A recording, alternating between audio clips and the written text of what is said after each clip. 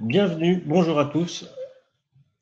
Aujourd'hui, nous allons avoir 3 intervenants qui vont parler de la décarbonation de notre système et comment est-ce que nos entreprises vont pouvoir s'adapter et agir en ce sens.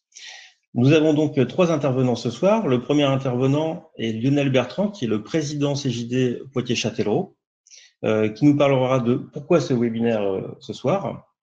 Puis il y a un petit historique et donc il vous racontera un petit peu la création. Ensuite, nous allons prendre un petit peu de hauteur puisque nous allons nous adresser à Pierre Minaudier, qui est le président du CJD France. Pierre va nous parler de tout ce qu'il est possible de faire actuellement en France pour essayer d'influer sur les différents dispositifs qui sont mis en place par le gouvernement. Et donc, la question, c'est finalement, qu'est-ce que peut faire le CJD? Qu'est-ce que fait le CJD? Et puis, on va prendre encore un peu plus de hauteur. Là, on va s'approcher des étoiles. On va tutoyer les étoiles. On va se rapprocher de Jean-Marc Jancovici. Jean-Marc Jancovici est un expert qui est associé à Carbone 4, qui est un cabinet conseil spécialisé dans la transition énergétique et l'adaptation au changement climatique. Il est aussi président d'un think tank qui s'appelle The Shift Project. Il est aussi professeur à l'école des mines ParisTech, dont vous allez pouvoir aussi découvrir tous les contenus qui sont disponibles sur YouTube. C'est très enrichissant, il y a énormément d'informations. Tout ça pour dire que ce dont va parler Jean-Marc Jancovici, c'est pas tiré de 3 tweets et 4 posts Facebook, c'est vraiment du solide et c'est des fondations sur des données scientifiques vraiment très précises. Voilà, cette présentation des différents intervenants de ce soir. Je vais passer maintenant la parole à Lionel Bertrand, le président CJD Poitiers-Châtellerault. Merci Vincent. C'est un grand honneur et cela a beaucoup de sens de vous retrouver pour ce webinaire, Monsieur Jancovici. Un grand honneur parce que vous êtes aujourd'hui un expert de premier rang sur le thème de la transition énergétique et que vous êtes pour cela très sollicité. Cela a beaucoup de sens car nous sommes convaincus ici au CJD de la nécessité d'agir, de changer, notamment dans le monde de l'entreprise, plus que jamais et urgemment. Initialement, nous devions nous retrouver aujourd'hui au Palais des Congrès du Futuroscope pour un événement organisé avec le soutien d'IAM, une interassociation locale des métiers de l'entreprise. Notre événement devait réunir plus de 2000 personnes, des étudiants, des chefs d'entreprise et des citoyens, en les invitant à s'engager, à faire partie des précurseurs, à faire leur part. Cette journée d'action a été reprogrammée au 6 mai 2021 pour les raisons que nous pouvons tous deviner. Faire sa part, comme le colibri pour éteindre l'incendie de forêt. Sauf que dans le monde de l'entreprise, on n'est pas des colibris, mais plutôt des éléphants. Je veux dire par là que notre impact et nos moyens d'action de dirigeants sont bien plus importants que ceux du citoyen. Nous sommes bien sûr très heureux que ce projet ait pu émerger de notre section. Mais il y a autre chose d'important que j'aimerais partager avec vous tous ce soir. La pensée est devenue projet le temps d'une discussion avec un autre JD. On en a parlé dans la section et c'est 25% de nos membres qui se sont engagés spontanément pour travailler sur le projet pendant 1 an. On en a parlé autour de nous et c'est IAM, le CJD national, les partenaires publics, les collectivités locales, les entreprises privées, mais vous aussi, Monsieur Jancovici, Audrey Pulvar, Frédéric Bedos, qui ont répondu oui pour nous soutenir. Et cela fait chaud au cœur, ça donne espoir. Oui, on a des obstacles face à nous. Ils nous semblent insurmontables. Ce que l'on ignore trop souvent, ce sont toutes les personnes ressources autour de nous qui sauront nous porter et nous soutenir à réaliser l'impossible parce que la cause est juste, parce qu'elle a du sens, parce qu'elle représente un progrès dont le monde a besoin. Cela, on l'a ressenti très fortement. Je suis convaincu que tout chef d'entreprise qui se lancera dans cette transition y trouvera des fruits et des ressources insoupçonnées. Aujourd'hui, nous sommes très fortement chahutés par cette crise du Covid-19. Beaucoup d'entre nous en ressortent sonnés. Il peut être naturel de chercher à revenir à la situation d'avant, et nous savons tous que c'est vers un monde d'après qu'il convient de nous diriger. Pour aller vers ce monde de demain, nous avons besoin de rêveurs tout autant que de personnes ancrées dans la réalité. Monsieur Jancovici, vous êtes de ceux qui ont les pieds sur terre. Votre apport est essentiel. Ce que j'apprécie chez vous, c'est bien entendu votre qualité d'expert, mais aussi votre courage qui se manifeste par la défense de positions peu consensuelles, notamment concernant le nucléaire. Votre pragmatisme, vous ne vous arrêtez pas au constat, vous proposez et continuez à chercher des solutions. Votre engagement, votre intervention à nos côtés en est un exemple. Votre générosité, puisque vous avez accepté à titre gracieux d'intervenir ce soir. Votre humour aussi, si je dis pince sans rire, ça vous va? Quand notre action est alignée sur nos valeurs, on n'a plus grand-chose à craindre. Merci d'être cet exemple inspirant. Merci au CJD de permettre des rencontres et des temps d'échange comme ce soir. Je cède la parole à Pierre, notre président national, qui nous fait aussi l'honneur de sa présence. Bonjour à tous et à toutes. Merci beaucoup Lionel et Vincent pour cette invitation et à Jean-Marc aussi d'être présent ce soir. Je pense à un événement très important pour nous tous, entrepreneurs, mais aussi pour la planète. Et c'est par ces webinaires, ces discussions et ces engagements qu'on peut peut-être à notre échelle commencer à révolutionner un peu le monde. Puisque comme notre créateur Jean Mersch le disait, le créateur du CJD, on est tous un peu révolutionnaires. Et je pense qu'on aura bien besoin d'une bonne révolution, en tout cas à l'aube qu'on sent pointer ici.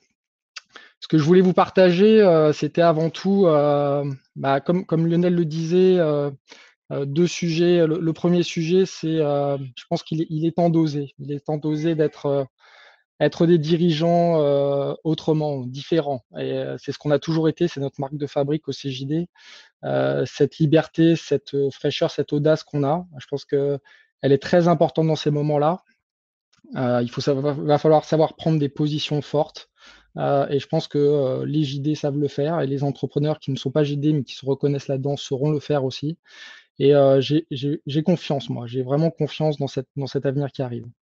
Mais le CJD, c'est bien plus qu'un mouvement d'entrepreneurs engagés humanistes. C'est aussi un. Alors, le Shift Project est un think tank. Moi, je définirais le CJD comme un action tank. On est des makers. On fait les choses au CJD. En fait, on fait par l'expérimentation, on fait par la force du collectif. On n'a pas peur de défricher des idées qui peuvent être à contre-courant. Et on l'a fait dans toute notre histoire. Et je pense qu'on continuera à le faire en menant des expérimentations qui peuvent paraître un peu folles. On a une expérimentation en cours en ce moment qui s'appelle les 20 virtuoses, 20 entreprises qui se sont embarquées dans un voyage presque initiatique de quelles pourraient être finalement des entreprises qui contribuent au bien commun. Et je pense que la notion de bien commun est en train d'émerger en ce moment et c'est très important pour l'ensemble de la société. Il va falloir développer des nouvelles approches, comme Lionel l'a dit, et questionner nos manières d'agir. En tout cas, ce qui est sûr, c'est que notre raison d'être au CJD, qui est de bâtir des entreprises responsables, durables et agréables, n'a jamais été autant d'actualité, à mon sens. Le CJD, c'est pour ceux des auditeurs qui sont là et qui ne connaissent peut-être pas le CJD, parce qu'ils ont été invités à cette plénière, c'est vraiment une expérience je dirais un parcours du dirigeant, une transformation de soi profonde qui encourage justement à oser et à ouvrir ce champ des possibles. Je pense qu'il est urgent aujourd'hui pour tous et pour la planète d'avancer différemment. C'est pour ça que nous aussi au CJD, on a décidé de prendre des positions. Le CJD a récemment pris position auprès du gouvernement avec 12 propositions que je ne vais pas vous détailler là parce que ça serait un peu long, mais sur différents axes, et notamment qui remettent en question nos modes de consommation, de production et d'échange, et réaffirmer bien sûr la nécessité de la transition économique, sociale et environnementale. Parce qu'il n'y a pas de transition environnementale sans non plus une transition économique et sociale. Et je pense que c'est important, nous en tant que dirigeants, de prendre notre part à ces aspects-là. Donc on a fait différentes propositions à travers tous ces champs-là. Et je vais vous en donner quelques-unes, par exemple, sur la partie environnement. La première, c'est de proposer une cour de défense du bien commun. On fait bien des cours de défense européennes, mais aujourd'hui, on n'a rien pour protéger notre patrimoine de biens communs. Donc, quelque part, je pense qu'il est intéressant de monter une instance au niveau de la protection, on va dire réglementaire, peut-être réglementaire au niveau européen ou au niveau français, mais où chaque citoyen, dès qu'il voit une transgression envers notre planète, pourra faire appel à cette cour de défense pour défendre en fait notre patrimoine à tous, qui est le bien commun. Et puis, il y a d'autres propositions, notamment, il y a la Convention, il y a beaucoup de recommandations qui ont été faites par la Convention citoyenne pour le climat. Donc, la Convention citoyenne pour le climat, c'est 150 citoyens qui ont bossé pratiquement pendant 2 ans pour faire des propositions et flécher des solutions vers des nouveaux types d'investissements, vers des secteurs d'avenir respectueux pour le climat. Et le CJD va s'intéresser fortement à ces propositions-là et essayer de les étudier et de dégager lesquelles on pourrait mettre en expérimentation dans nos entreprises. Donc voilà quelques exemples. On a formulé une douzaine de propositions récemment au gouvernement. On a déjà eu pas mal de retours. Donc on voit que la société, les élus, les maires ruraux de France nous ont déjà notamment contactés. Plusieurs parlementaires à ce niveau-là. Et je pense que la France est en train de bouger et c'est bien normal et bien attendu. Je vous souhaite un très bon webinar et je suis très content de pouvoir lancer avec vous ce moment-là. Merci Pierre. Eh bien, sans transition, je vais donner la parole directement à Jean-Marc Jancovici, qui va pouvoir démarrer. Merci, c'est bon. Oui. Merci. Alors, les organisateurs et votre serviteur, vieux dirigeant, donc, qui vous remercie d'avoir été invité chez les petits jeunes. On a décidé que l'arbitrage de ce temps d'interaction serait consacré pour une petite partie à quelques rappels sur le données de cadrage du problème auquel on s'attaque. Et ensuite laisser l'essentiel du temps à une interaction entre nous, parce que j'imagine que c'est ça qui vous intéresse. Alors pour la première partie, je vais aller assez vite. Si jamais il y a des choses qui sont pas claires, n'hésitez pas à poser des questions. Et si vous voulez en savoir plus, l'idéal c'est de vous renvoyer à des enregistrements, parce qu'il y a de la conserve en pagaille sur ce que je peux raconter, sur la manière dont le problème se présente. Et donc sur YouTube, vous pourrez trouver un milliard d'enregistrements de conférences qui se ressemblent toutes, parce que la physique à chaque fois est la même. Voilà, et qui détailleront ce que je vais vous raconter maintenant. Et en fait, je vais vous en donner juste quelques, j'ai envie de dire, quelques éléments saillants. Alors, voilà, donc déjà vous avez un très beau truc à la Matrix là, avant de voir arriver le machin qui nous intéresse vraiment. Voilà. Alors, le premier fait saillant que je voudrais rappeler, c'est que l'accord de Paris n'a pas plus réglé le problème du climat que les négociations qui ont eu lieu avant et que les négociations qui ont eu lieu depuis.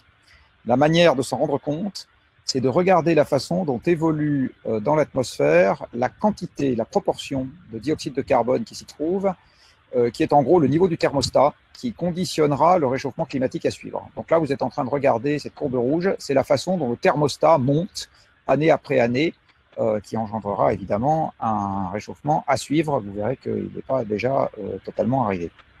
Alors sur cette courbe, qui démarre en l'occurrence l'année de ma naissance, mais c'est un hasard, vous voyez qu'à ce moment-là, il y avait un peu moins de 320 millionièmes, donc 0,032% de CO2 dans l'atmosphère. C'est pas beaucoup, mais la part d'hormones mâles ou femelles dans votre organisme est encore plus faible que ça, et ça suffit à faire des effets extrêmement notables sur la façon dont on vous décrit.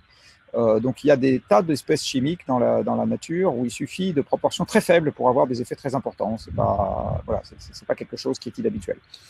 Donc ce que vous voyez là, c'est qu'il y avait 318 millionièmes de CO2 dans l'atmosphère en 1962, et puis crac, crac, crac, ça monte.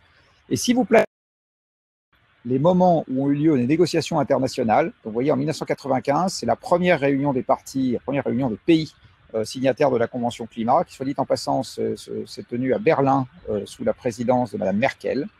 Vous voyez qu'il ne se passe rien de différent après qu'avant. Le protocole de Kyoto, même motif, même punition. Copenhague, qui paraît-il était un gros échec, en fait, ça n'a rien changé sur la courbe, mais pas plus que Paris.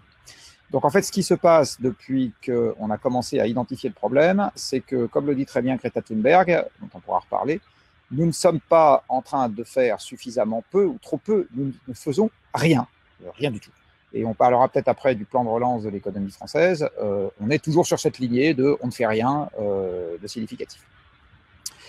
La deuxième chose que je veux vous montrer là est quelque chose qu'il faut vraiment avoir en tête parce que c'est un fait extrêmement important dans la gestion du changement climatique. Dans la manière dont vous gérez vos entreprises, et dont moi je tente de gérer celles que je partage avec mes associés, on pense en général que quand on prend une décision, l'effet se voit un peu plus tôt que 20 ans après. Eh bien, en ce qui concerne le climat, nous sommes en train de gérer une entreprise climatique où n'importe quelle décision que nous prenons aujourd'hui reste invisible pendant 20 ans. C'est ça qu'il faut avoir en tête. Ce que vous voyez sur cette courbe, c'est la variation de la température planétaire par rapport à un zéro de référence qui était la moyenne en 1850, hein, la température planétaire de l'année 1850. Et vous voyez que cette température planétaire… Ah, pourquoi pas avant? Parce qu'avant, on n'a pas assez de thermomètres pour faire ce genre d'exercice. Hein. Le thermomètre date de 1492, donc il faut en avoir suffisamment sur Terre pour commencer à faire une moyenne. Donc ce que vous voyez, c'est que la température ne bouge pas beaucoup jusqu'au début du XXe siècle, puis elle commence à monter, puis elle monte de plus en plus vite. Et ce que vous voyez là pour l'avenir, c'est la manière dont ça pourrait monter en fonction des scénarios d'émissions de gaz à effet de serre qui sont évidemment très discriminés. Là-dedans, il y en a où on émet très peu, d'autres on émet beaucoup, etc. Et vous voyez que pour les 20 ans qui viennent, ça ne change absolument rien. Tous les scénarios nous emmènent sur une trajectoire de hausse qui sont exactement, une trajectoire de hausse qui est exactement la même pour les 20 ans à venir. Et ça, c'est dû au fait que le CO2 est un gaz qui est chimiquement inerte une fois qu'il est dans l'atmosphère. Il s'en évacue très lentement au contact du sol et de l'océan. Et donc, le réchauffement à venir sur les 20 ans, le réchauffement, pardon, qui va survenir sur les 20 ans qui sont devant nous, est totalement embarqué dans les émissions passées. Donc, c'est comme pour votre entreprise, il se passe quelque chose qui est totalement indifférent à n'importe quelle décision que vous pouvez prendre aujourd'hui pour les 20 ans qui viennent. Ça ne fait strictement aucune différence. Et vous voyez que de toute façon, les 2 degrés de hausse, on va les taper d'ici à ce que vous ayez mon âge, même avant. Donc, il va se passer des choses très disruptives dans notre système climatique, parce qu'aujourd'hui, nous ne sommes qu'à 1 degré et quelques, hein, dans les 20 ans qui viennent, de toute façon, quoi qu'on fasse. Pour comprendre à quel point quelques degrés de variation, c'est important, il y a une carte que j'aime bien, qui est celle-ci. Là, vous voyez les écosystèmes que nous avons en Europe à la fin du XXe siècle. Quand je dis actuel, ça a déjà un peu changé. À partir du moment où on ne les supprime pas pour faire autre chose qui a plus d'intérêt pour nous, essentiellement les cultures. Donc, vous voyez que l'Europe est essentiellement peuplée de grosses espèces végétales, c'est-à-dire des arbres, qui sont différents, évidemment, selon que vous êtes au sud, au milieu ou au nord. Là et là, il fait trop froid ou trop sec, enfin, ou les deux, pour que vous ayez des arbres. Voilà à quoi ressemble l'Europe il y a 20 000 ans, à une époque où elle est beaucoup plus froide qu'aujourd'hui, parce que le climat planétaire a toujours changé, même quand les hommes n'étaient pas là pour tripoter. C'est juste une vitesse de variation, hein, la vitesse de variation qui change. Et donc, il y a 20 000 ans, dans le cadre des changements climatiques naturels, l'Europe était beaucoup plus froide qu'aujourd'hui. Alors, la première différence majeure, c'est que vous n'avez pas d'équivalent CJD en Suède, parce que là, les Suédois sont sous la glace, que les Allemands ne nous enquiquinent pas avec leur charbon parce qu'ils sont sous la glace. Vous voyez que les Écossais et les Irlandais cessent d'être une nuisance pour le tournoi Destination parce qu'ils sont sous la glace aussi, et que les Lyonnais ont la chance de pouvoir aller skier en bas de chez eux. Enfin, il n'y a pas beaucoup de Lyonnais et pas beaucoup de ski à l'époque. Il y a une énorme calotte qui s'est également constituée sur le Canada, qui est aussi épaisse que celle-là, qui fait 3 km d'épaisseur, sur les Québécois et les gens de l'Alberta et de la Colombie-Britannique. Et pour constituer ces énormes calottes de glace, il a fallu prendre l'eau quelque part, et l'eau qui a servi à faire ces gros glaçons vient de l'océan. Donc il y a eu un transfert par évaporation-précipitation. Et le niveau de l'océan a baissé de 120 mètres, parce qu'il y a beaucoup moins d'eau à l'intérieur. Le climat étant beaucoup plus froid, il est beaucoup plus sec, et les écosystèmes installés en Europe à cette époque-là ressemblent à ce qu'on a au nord de la Sibérie. Et dans ce genre de paysage, vous arrivez à faire vivre un petit arrondissement parisien sur l'ensemble de la France, ou 3 fois la population de Cahors. Donc vous avez une population humaine, c'est-à-dire en bout de chaîne alimentaire, qui n'est pas extrêmement développée. Le réchauffement planétaire, puisque c'en est un, qui a permis à l'Europe de passer de cet état-là à cet état-là, est uniquement un réchauffement de 5 degrés en 10 000 ans. Donc là, vous avez le résultat d'une expérience que la nature a faite pour nous dans le passé. On a eu une expérience grandeur nature, à tous les sens du terme, qui nous montre le genre de résultat que vous avez quand vous réchauffez le climat de 5 degrés, enfin vous, quand le climat se réchauffe de 5 degrés en 10 000 ans. Vous voyez le genre de modification de l'environnement qu'on obtient. Donc, ce que je vais vous dire à partir de maintenant, c'est des déclinaisons d'une conclusion générale qui est quelques degrés de hausse en un siècle, 4-5 degrés de hausse en un siècle, En gros, la conclusion qu'il faut avoir en tête, c'est que ça sera la guerre absolument partout. Le retour de la guerre et la barbarie, et évidemment, la démocratie aura disparu. Voilà, c'est ça, après une énorme pression sur la taille de la population humaine et son espérance de vie. Bref, on est vraiment en train de jouer avec le feu, on n'est pas du tout en train de parler de juste est-ce que les terrasses de restaurants vont rouvrir. On est en train de parler de quelque chose qui est infiniment plus grave que ça. Alors, quelques conclusions très rapides, enfin quelques détails très rapides. Ici, vous avez une carte qui vous donne le nombre de jours par an où il sera impossible de se tenir en conditions extérieures dans le monde s'il est réchauffé de 4 degrés. Vous voyez que ça concerne essentiellement des zones équatoriales, les endroits où vous ne pourrez plus vous tenir en extérieur pour 300 ou 350, c'est à peu près tous les jours de l'année. Et c'est dû à un effet de température humide. Quand l'air est saturé d'humidité à 100%, votre peau ne peut pas évaporer de l'eau, puisque l'air est déjà saturé d'eau, et donc vous ne pouvez pas refroidir votre corps en évaporant. Et si la température devient supérieure à 35 degrés, ce qui est la température de votre peau, avec une humidité de 100%, vous ne pouvez plus refroidir votre corps et vous mourrez d'hyperthermie. Voilà, c'est ça. Et même une personne en bonne santé, hein, c'est pas comme avec le Covid, si vous êtes juste vieux ou malade. Donc là, vous avez les zones dans le monde où il sera essentiellement impossible de vivre avec un climat réchauffé de 4 degrés. Dans toute l'Inde, il y a une autre publication qui vient de sortir, avec un climat réchauffé de 4 degrés, même 3,5, vous aurez une température annuelle moyenne qui sera supérieure à ce qu'on a dans une partie du Sahara aujourd'hui, dans toute l'Inde. Voilà, donc ça met en jeu des milliards d'individus qui ne pourront pas rester là où ils sont, qui bien évidemment vont se mettre ailleurs, parce que vous ne resteront pas sur place à crever la gueule ouverte, et donc ils vont aller se mettre ailleurs, jamais très loin de chez eux, mais ça va, des déplacements massifs de population feront des conflits massifs de façon absolument évidente. Plus près de chez nous, voilà comment va évoluer l'humidité des sols du bassin méditerranéen. Alors cette courbe est un peu compliquée à lire, mais elle est en fait, je vais vous l'expliquer. Donc vous voyez, pour cette zone-là, qui s'appelle le bassin méditerranéen, vous avez ici en noir l'hypothèse centrale d'évolution de l'humidité des sols en fonction de l'élévation planétaire de température. Donc ce que vous voyez, c'est que pour une température qui s'élève de 1 degré, les sols sont déjà moins humides d'à peu près 10%, pour 2 degrés d'à peu près 20%, pour 3 degrés d'à peu près 30%. Et la barre grisée ici, c'est l'incertitude sur ce genre d'évaluation. Donc ce que vous voyez, c'est qu'à 2 degrés, ça pourrait être, si on a de la chance, moins 10, mais si on n'a pas de chance, c'est déjà moins 30. Or, une humidité des sols, vous voyez que ça concerne toute la partie sud de la France, qui baisse de 30%, c'est des rendements agricoles qui s'effondrent, et donc bien évidemment une population qui sera plus difficile à nourrir. Ajoutez à cela qu'aux mêmes horizons de temps, on aura de moins en moins d'énergie abondante, et que c'est ça qui nous a permis d'avoir les tracteurs et les engrais, qui ont été le facteur central d'augmentation de la productivité de l'agriculture depuis la dernière guerre mondiale. Vous voyez que dans le nord de l'Europe, ça sera plutôt l'inverse, il va se mettre à pleuvoir plus, donc les Suédois et les Finlandais, eux, ils sont contents, et il va se mettre à pleuvoir plus, mais ça leur fera par ailleurs plus d'inondations. Ici, vous avez un graphique qui vient du dernier rapport du GIEC, enfin d'un des derniers rapports du GIEC qui s'appelle Changement climatique et terre, et c'est la barre de droite où j'attire votre attention. Le code couleur qui est sur ces barres, c'est que quand vous rentrez dans le violet, vous avez des conséquences irréversibles et généralisées. Et ce que dit le GIEC, c'est qu'à partir de 2,5 degrés, 3 degrés, vous aurez une insécurité alimentaire généralisée sur Terre. Donc j'en reviens à ce que je disais tout à l'heure, les gens se battront partout. Alors si on ne veut pas de ce paysage apocalyptique, parce qu'il s'agit bien d'un paysage apocalyptique, il ne s'agit pas encore une fois d'une récession de 8% qui nous paraîtra une plaisanterie au regard de ce genre de choses, eh bien, voilà ce qu'il faut faire, et compte tenu de l'inertie du CO2, donc il faut s'y prendre très très longtemps à l'avance, voilà la manière dont on peut décrire l'effort à mener. Ici, vous avez une courbe qui vous décrit le lien qui existe entre la quantité totale de CO2 qu'on met dans l'atmosphère entre 1850 et 2100, parce que comme le CO2 est très stable, c'est la quantité totale qu'on va rajouter qui compte. Et là, vous avez l'élévation de température qui en découle entre 1850 et 2100, sachant que cette élévation de température est le marqueur d'un désordre généralisé qui est d'autant plus important que vous montez. Et ce n'est pas proportionnel. 2 degrés de réchauffement, ce n'est pas 2 fois plus grave que 1 degré. Si ça se trouve, c'est 50 fois ou 200 fois plus grave. Et ce que vous voyez, c'est que donc cette élévation de température, elle répond de façon à peu près linéaire à la quantité totale de CO2 que nous mettrons dans l'atmosphère.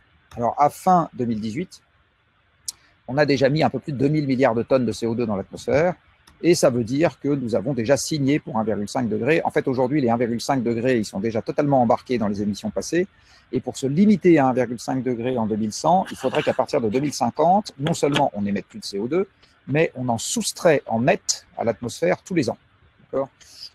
quasiment, enfin, je parie toutes mes économies, malheureusement, sur ce pari glauque, qu'on n'y arrivera jamais.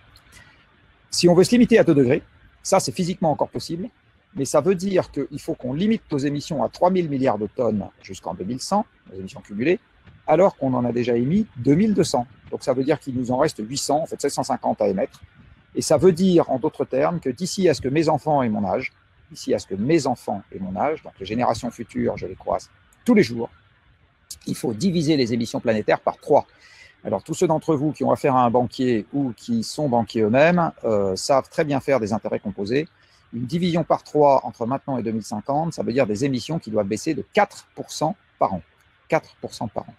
4% de baisse, c'est à peu près ce que le monde va faire involontairement cette année à cause de l'épisode Covid.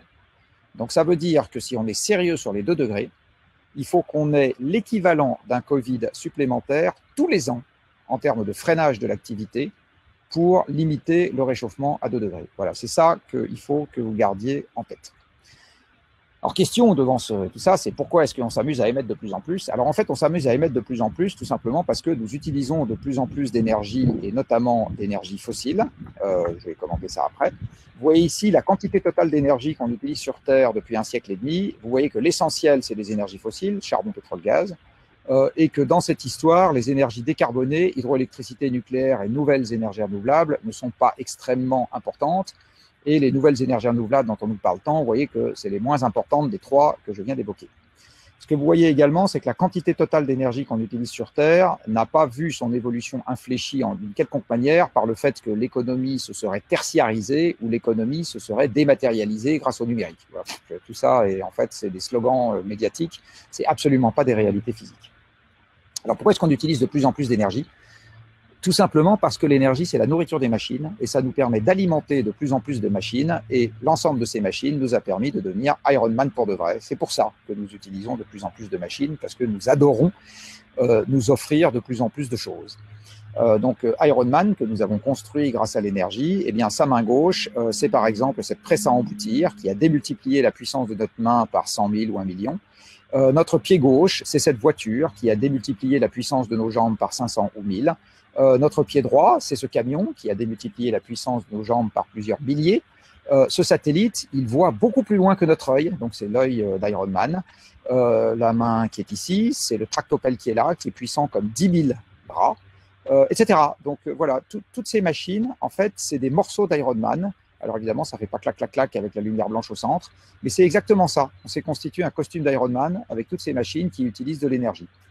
Et ce qu'il faut avoir en tête, c'est qu'aujourd'hui, la puissance totale des machines installées sur Terre, elle est à tout instant 200 fois supérieure à la puissance des muscles de l'humanité. Donc, c'est les machines qui produisent, ce n'est pas du tout les hommes. La raison pour laquelle la productivité du travail a augmenté, c'est parce que les machines se sont mises à bosser à notre place, ce n'est pas parce qu'ils nous a poussé les bras et les jambes. Et l'énergie, c'est donc la manière pour nous de devenir des surhommes. Et c'est pour ça qu'on en utilise de plus en plus et que c'est vachement dur de se limiter à de moins en moins. Alors l'énergie 100% renouvelable, qui est quelque chose auquel on peut penser en se disant « bon, très bien, on va la rendre renouvelable », il faut se rappeler que c'est le monde dont on sort. Voici un paysage où toute l'énergie était renouvelable il y a quelques siècles.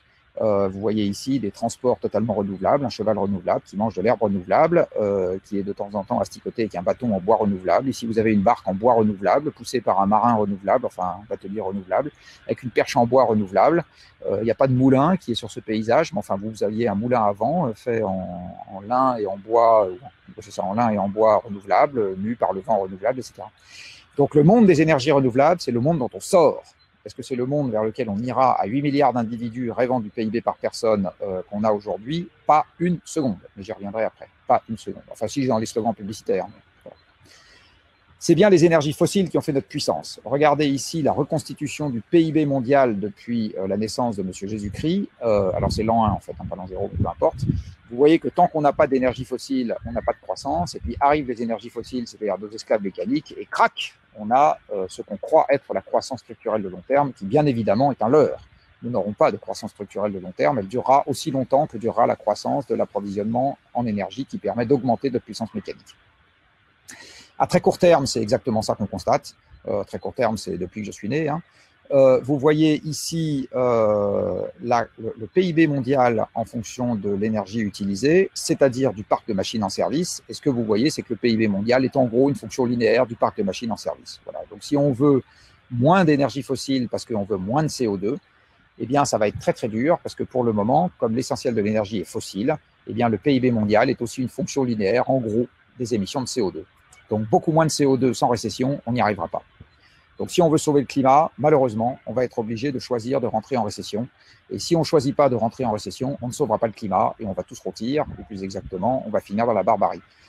Donc, on a aujourd'hui un double problème sur Terre. On a un problème de placard qui se vide. J'en ai pas trop parlé parce que le pétrole commence à flagadouiller et puis il y a d'autres ressources qui commencent à flagadouiller aussi. Et on a un problème de poubelle qui déborde.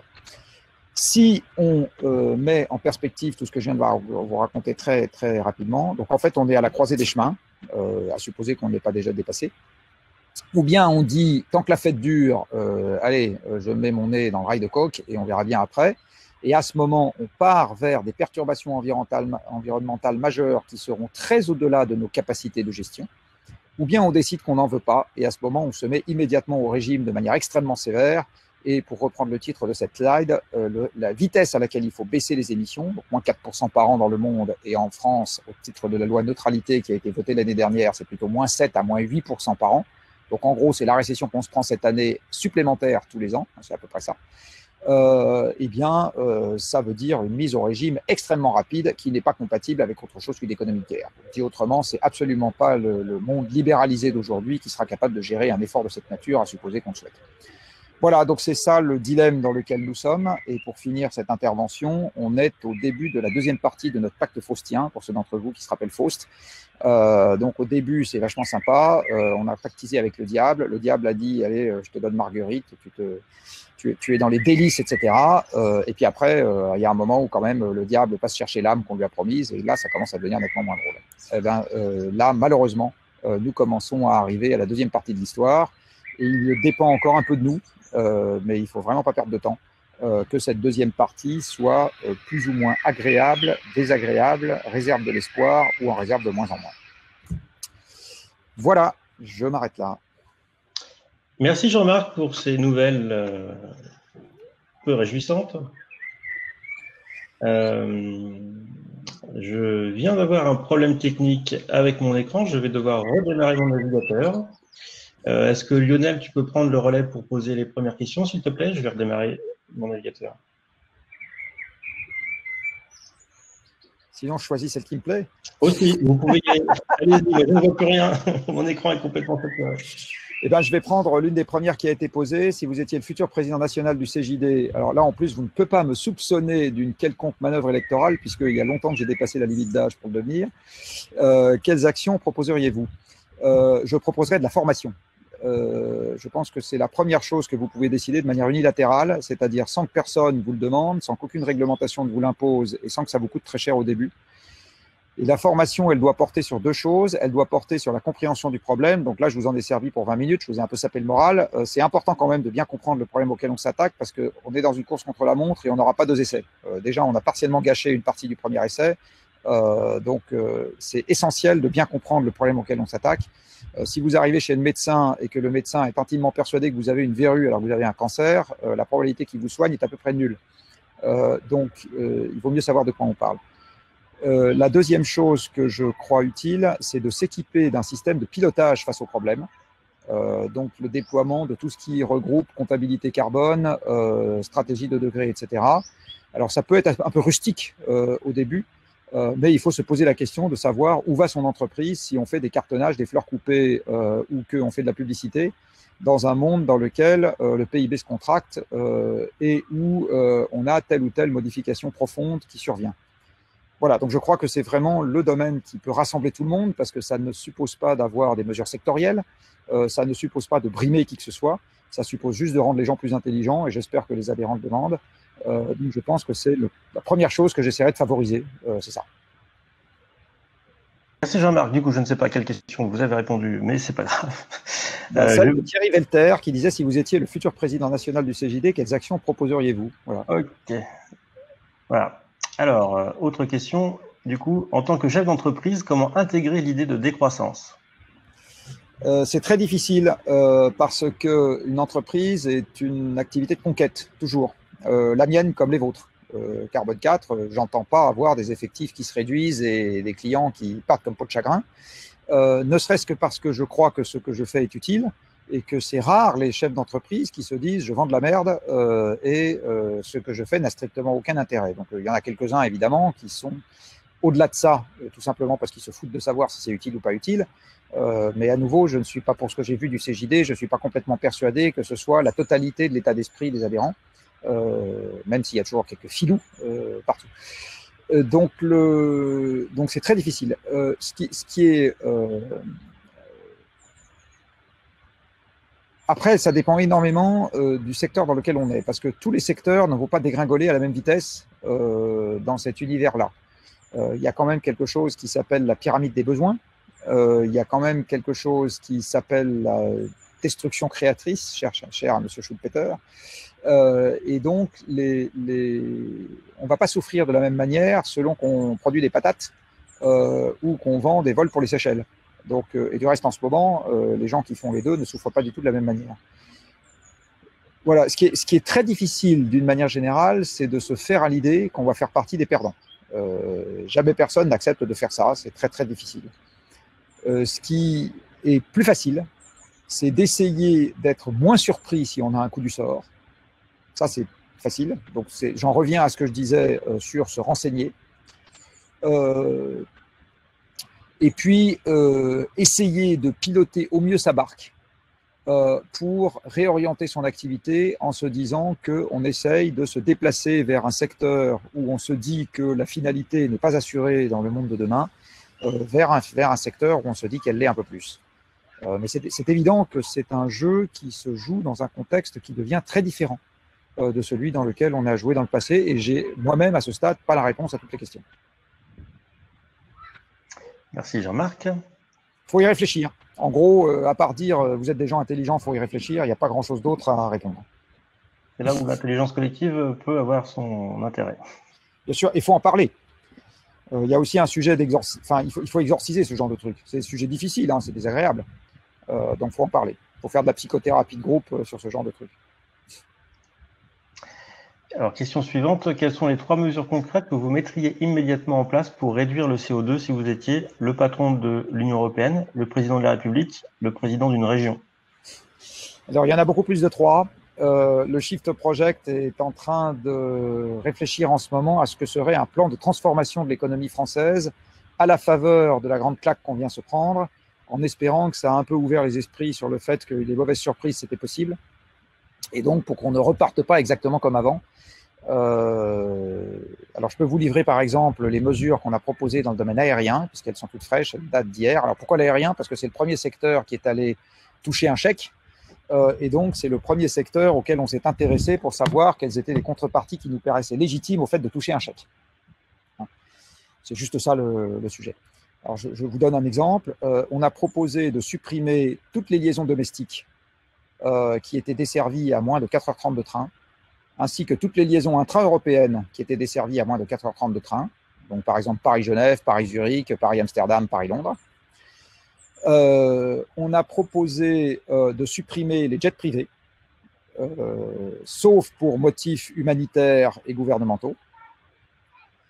On a proposé de décarboner la totalité des... Alors, supprimer, ça veut dire supprimer les slots. Ce n'est pas supprimer pour Air France. C'est on supprime les créneaux de décollage et d'atterrissage.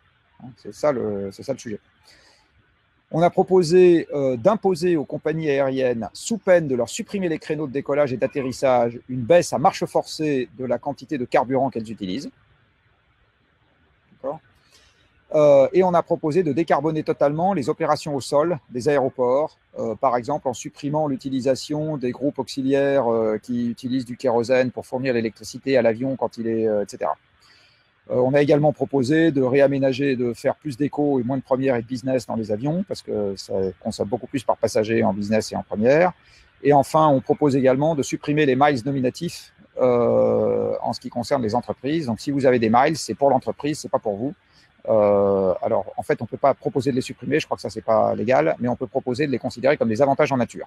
Donc, si vous les récupérez comme des avantages en nature, c'est fiscalisé et socialisé. Donc, vous payez des impôts et des charges sociales dessus. Voilà ce qu'on a proposé et on a empilé toutes les mesures pour être en phase avec ce que je disais tout à l'heure, c'est-à-dire qu'on veut que les émissions de l'aérien baissent de 4% par an à partir de demain matin, ce qui veut dire que sur 5 ans, il faut gratter 20%. Donc on a pris les émissions liées au carburant qui étaient servis en France, on a fait moins 20% sur les 5 ans qui viennent et on a empilé tout ce que je vous ai raconté jusqu'au moment où on y arrive. Bon. Ça, c'est pas faire des plans sur la comète avec l'avion à hydrogène qui arrivera quand je serai mort et je sais pas quoi, c'est demain matin, on agit parce qu'il y a le feu au lac.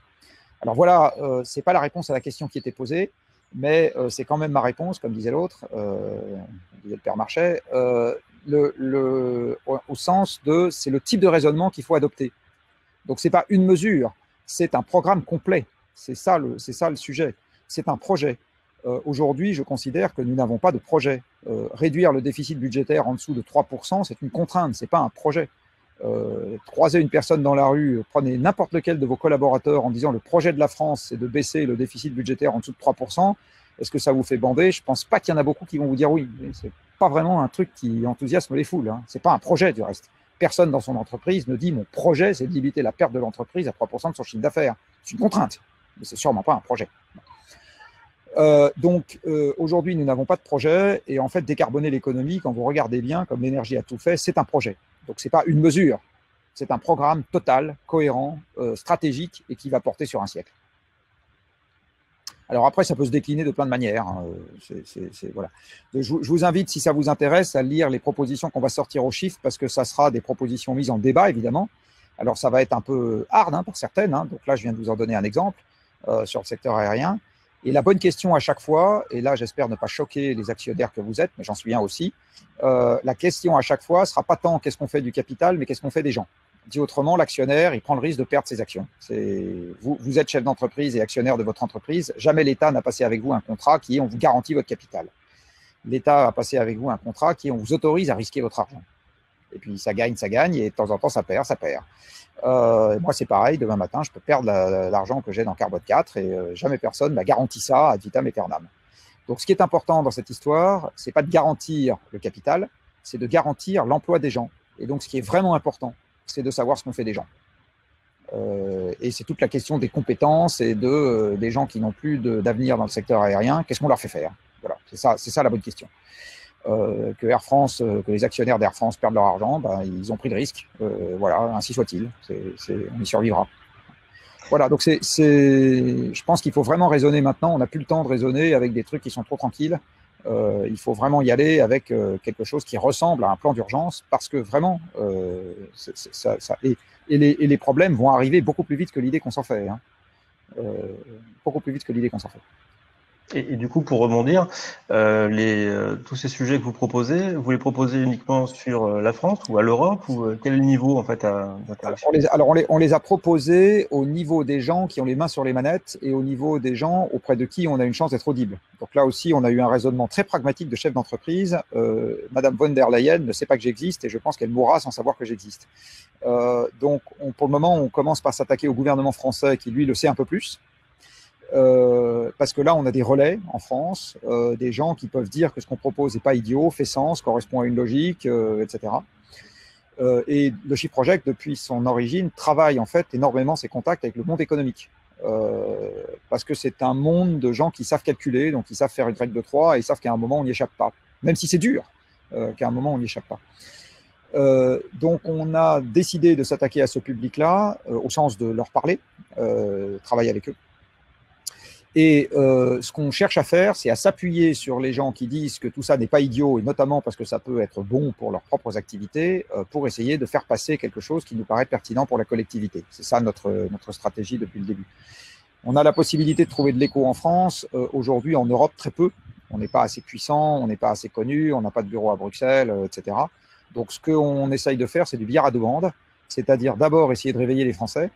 Et si les Français disent que tout ça fait sens pour un grand projet politique pour l'Europe, à ce moment, on espère qu'il y aura une partie des dirigeants français qui feront entendre cette voix-là auprès de l'Europe dans son ensemble, parce que l'Europe n'est que la somme des pays qui la font. Hein. Ça n'est rien d'autre. Au niveau des régions, là, on est aussi face à des gens qui sont plus accessibles, puisqu'on reste à l'échelle, on reste dans le pays. mais vous les connaissez peut-être, pour certains d'entre vous, ces gens qui sont dans le monde politique, vous savez très bien qu'on accède à ces gens-là qu'à partir du moment où on a des positions opérationnelles qui sont relayées par un nombre suffisant de gens dans la société civile. Dans le monde politique, vous n'existez pas par la pertinence de vos raisonnements, vous existez parce que vous êtes capable d'introduire un rapport de force. Donc il faut que le rapport de force soit introduit par un nombre suffisant de gens dans la société civile qui disent les petits jeunes, là, ce qu'ils racontent, c'est pas idiot. Très bien. Question suivante. Le CJD étant un action tank et le Shift Project étant un think tank, pensez-vous qu'une collaboration rapprochée pourrait aider à accélérer la mise en œuvre des plans de décarbonation? On en serait ravis. Dit autrement, je ne vais pas me cacher derrière mon petit doigt, l'une des raisons pour lesquelles je suis ravi de vous parler ce soir, c'est justement parce que j'espère trouver des interlocuteurs qui vont se dire que de raisonner à partir des éléments que j'ai exposés, c'est pertinent. Un certain nombre d'entre vous ont des enfants, probablement assez jeunes, puisque si vous avez moins de 40 ans, je doute que vos enfants aient beaucoup plus de 20. Donc, vous avez, vous, des gens qui, d'ici à ce qu'ils aient mon âge, à moi, un demi-siècle va se passer. Donc, les problèmes que je viens d'évoquer ce soir, c'est les problèmes de la génération de la vôtre et de celle de vos enfants. Alors moi, si je meurs demain, bon, à 60 ans, allez, on peut dire que j'ai bien profité de la vie. Vos enfants, ils vont vivre l'essentiel de leur vie d'adulte, s'ils parviennent jusqu'à mon âge, dans un monde qui sera de plus en plus troublé. Donc, je pense que pour vous, ça fait sens de vous battre. Et vous avez un arbitrage à faire, hein, c'est très clair. Hein. Ça fait sens de vous battre. Donc, j'espère bien que je vais trouver quelques relais de gens qui se diront, tiens, on va essayer de regarder ce qu'ils font, ces braves gens, et s'il y a des trucs qu'ils proposent qui ne sont pas idiots du tout, eh bien, on va voir comment est-ce qu'on pourrait avancer ensemble sur la façon de les porter et de les mettre en œuvre. Eh bien, on y va alors. Attendez, vous n'avez pas vu le reste des mesures. Non, mais il y a beaucoup de choses à faire. Alors, un domaine, par exemple, dans lequel il y a beaucoup de choses à faire, c'est retrouver la noblesse du travail manuel et redévelopper l'apprentissage. Bon, je ne sais pas si ça fait partie des axes de travail du CJD. Alors, nous, on a beaucoup milité sur les notions d'apprentissage. Hein. Ça a été un de nos fers de bataille. Un des grands combats qu'on a fait et qu'on continue à mener sur l'apprentissage. Et puis, l'aspect jeunesse est quelque chose d'hyper développé dans le CJD. En fait, on a beaucoup d'actions vers la jeunesse et les générations futures. Moi, je suis hyper convaincu, comme vous, que les générations actuelles. Non, mais ce que je dis, je suis hyper convaincu que c'est aussi nous qui allons prendre les premiers murs. C'est-à-dire que là, on en prend un petit premier mur avec le Covid, et finalement, c'est finalement la normalité de demain. On voit bien ça pointer. Et donc, bon, on peut continuer à prendre des murs, hein, mais on va essayer de prendre chaque année, c'est bien, c'est super, mais de toute façon, sur l'environnement, je suis assez convaincu, comme vous, qu'il n'y a pas trop d'autres voies. Par contre, il y a une vraie équation à trouver avec le social et l'économique. Oui. C'est ça la difficulté en fait de l'équation qui est devant nous. C'est comment on arrive à revenir dans un monde plus raisonnable et socialement qui fait attention à tout le monde. Parce que si il y aura la guerre, si l'environnement part en bibrine et c'est la fin, mais il y aura la guerre aussi si socialement on fait rien. Donc, je suis d'accord, mais les deux sont liés, d'une part, et d'autre part, c'est la raison pour laquelle au Shift Project, on a décidé sur ce plan de transformation de réfléchir emploi et gens, et l'argent, on verra après. Dit autrement, on commence par dire qu'est-ce qu'on fait, c'est quoi la maison qu'on bâtit ou qu'on détruit pour la remettre ailleurs ou qu'on transforme. Et une fois qu'on a défini le projet et qu'on a défini là où on avait besoin de gens et là où on en aura moins besoin, ensuite on parle argent, mais sûrement pas en premier. Dit autrement, dans un premier temps, l'argent, on s'en fout, ce qui compte, c'est les gens. De toute façon, au CJD, un des premiers piliers, c'est développer pour pérenniser. Donc, développer dans un monde où de toute façon, on ne pérennise pas le monde et on le tue, il n'y a aucun futur. Et c'est ce que vous avez très bien dit et exprimé en termes stratégiques. Un dirigeant un peu sensé, si c'est très bien que son entreprise n'a aucun avenir, il va forcément pivoter. Il va forcément changer de voie. Enfin, je veux dire, intellectuellement, il va être obligé de le faire. Sauf s'il est suicidaire, mais bon, ça, c'est un autre débat. Ok, je reprends avec une autre question. L'élevage et la pêche détruisent aussi la planète. Comment soutenir et encourager les agriculteurs et les entreprises pour organiser un changement de l'alimentation vers plus de végétal et les reconversions nécessaires? Alors la question qui est posée là est une question extrêmement intéressante parce qu'elle touche à plein de sujets qui sont des sujets à la fois de long terme et difficiles. La première raison pour laquelle le sujet est difficile, c'est que l'alimentation, c'est des héritages culturels. Si vous essayez d'expliquer à un bourguignon que le bœuf bourguignon, il va falloir qu'il le mette à la poubelle, c'est compliqué. Si vous essayez de lui expliquer que le Bourgogne à boire, il faut le mettre à la poubelle, ça va l'être encore plus. Mais heureusement, le Bourgogne à boire est moins carboné que le bœuf. Voilà, donc, et si vous essayez d'expliquer à un Breton que le poisson c'est pas terrible, ou pire encore que la galette c'est pas terrible, jambon fromage, c'est tout ça. Donc l'alimentation c'est un sujet culturel, donc c'est un sujet lent et un sujet compliqué. Les pratiques agricoles, c'est aussi des sujets lents et des sujets compliqués parce que l'observation montre que les pratiques agricoles, ça prend une génération de les changer. En gros, les gens changent quand vous renouvelez l'exploitant. C'est rare que ça change de manière massive quand un même exploitant est installé. Comme c'est des sujets de long terme, donc là je vais dire un premier gros mot, ça veut dire que c'est des sujets qui ne peuvent pas être portés par une organisation de type marché. Alors, ça peut paraître très étonnant que j'utilise cette expression pour l'agriculture, mais c'est typiquement un domaine dans lequel on a besoin de politique industrielle. Je veux dire par là de politique de planification à long terme. Donc on a besoin que l'État retrouve sa vocation de planificateur de long terme, ce qu'il a été avant la grande vague libérale qui s'est emparée de tout le monde depuis quelques décennies, qui a été portée par l'école de Chicago et les Américains qui nous ont expliqué et leurs alliés anglais en Europe, avant que les mêmes Anglais ne tournent Kazakh et décident que finalement l'État fort c'était vachement bien, ce qu'ils sont en train de faire en ce moment. Oui, c'est exactement ce qu'ils sont en train de faire. Ils sont devenus beaucoup plus dirigistes que nous dans un certain nombre de domaines, les Anglais. Donc, on a vraiment besoin d'un État fort, ce qui veut dire d'un État qui sache où il va, ce qui n'est pas le cas aujourd'hui, je le redis. Aujourd'hui, il a une gestion de boutiquier, mais ce n'est pas ça qu'on lui demande. Alors, si j'essaye d'être un peu concret dans les mesures, en France, il faut probablement diviser le cheptel bovin par 2.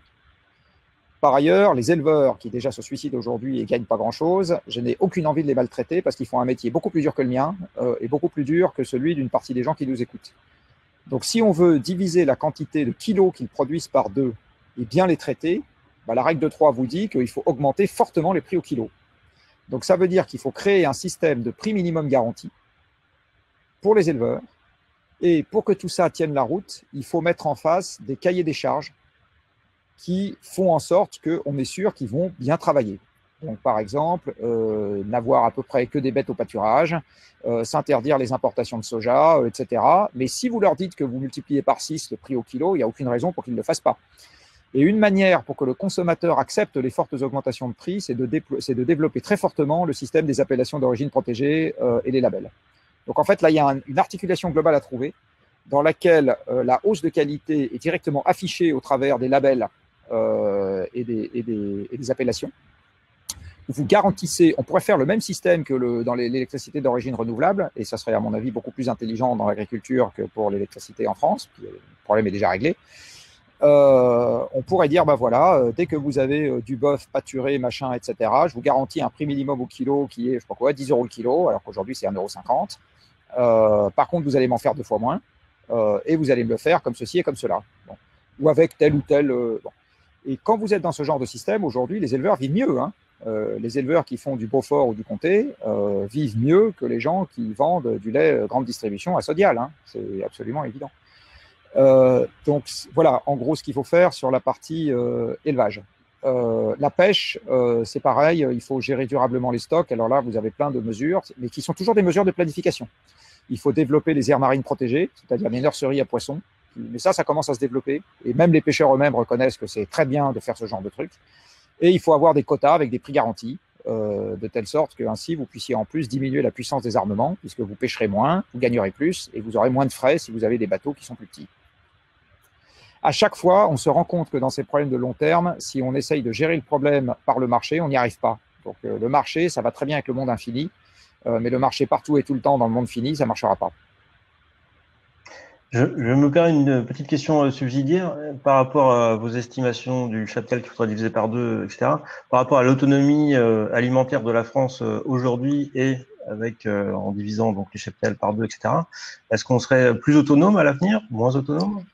Je ne suis pas tellement un problème d'autonomie parce que la France, aujourd'hui, sauf erreur de ma part, elle importe des morceaux nobles.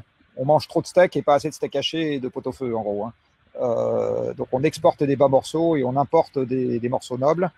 Mais l'autonomie alimentaire avec un cheptel bovin divisé par 2 ne pose aucun problème. Hein. Strictement aucun problème. En fait, ce qui va limiter l'autonomie alimentaire des Français, c'est la pluviométrie, les engrais et la mécanisation. C'est ça aujourd'hui. Il faut bien voir que les terres à blé, par exemple, ont vu leur rendement multiplié par 7 entre 1945 et 1975, essentiellement grâce aux engrais azotés de synthèse et à la mécanisation. C'est ça qui a fait l'explosion des rendements agricoles. Alors, il y a des domaines dans lesquels c'était moins dépendant, par exemple le maraîchage, ça en était moins dépendant. Mais par contre, pour les céréales qui servent essentiellement à alimenter des animaux, hein, qu'on ne mange pas en direct, ça c'est la mécanisation et les engrais. Donc si on avait moins de mécanisation et moins d'engrais, ce qui sera le cas quand on aura moins d'énergie fossile, ça veut dire que les rendements des champs céréaliers vont baisser, nécessairement, et donc de toute façon ça contraindra la quantité de viande qu'on peut avoir. Il faut ajouter à ça qu'il y a en plus une concurrence d'usage des sols aujourd'hui pour faire de l'énergie. Par exemple, en Allemagne, ils ont 3% de la surface agricole, 3% de la surface du pays, pardon, qui sert à cultiver des plantes qui vont finir dans des méthaniseurs pour faire de l'électricité. 3% de la superficie du pays, ça fait beaucoup quand même. Hein. Effectivement. Merci. Alors, je passe à la question suivante.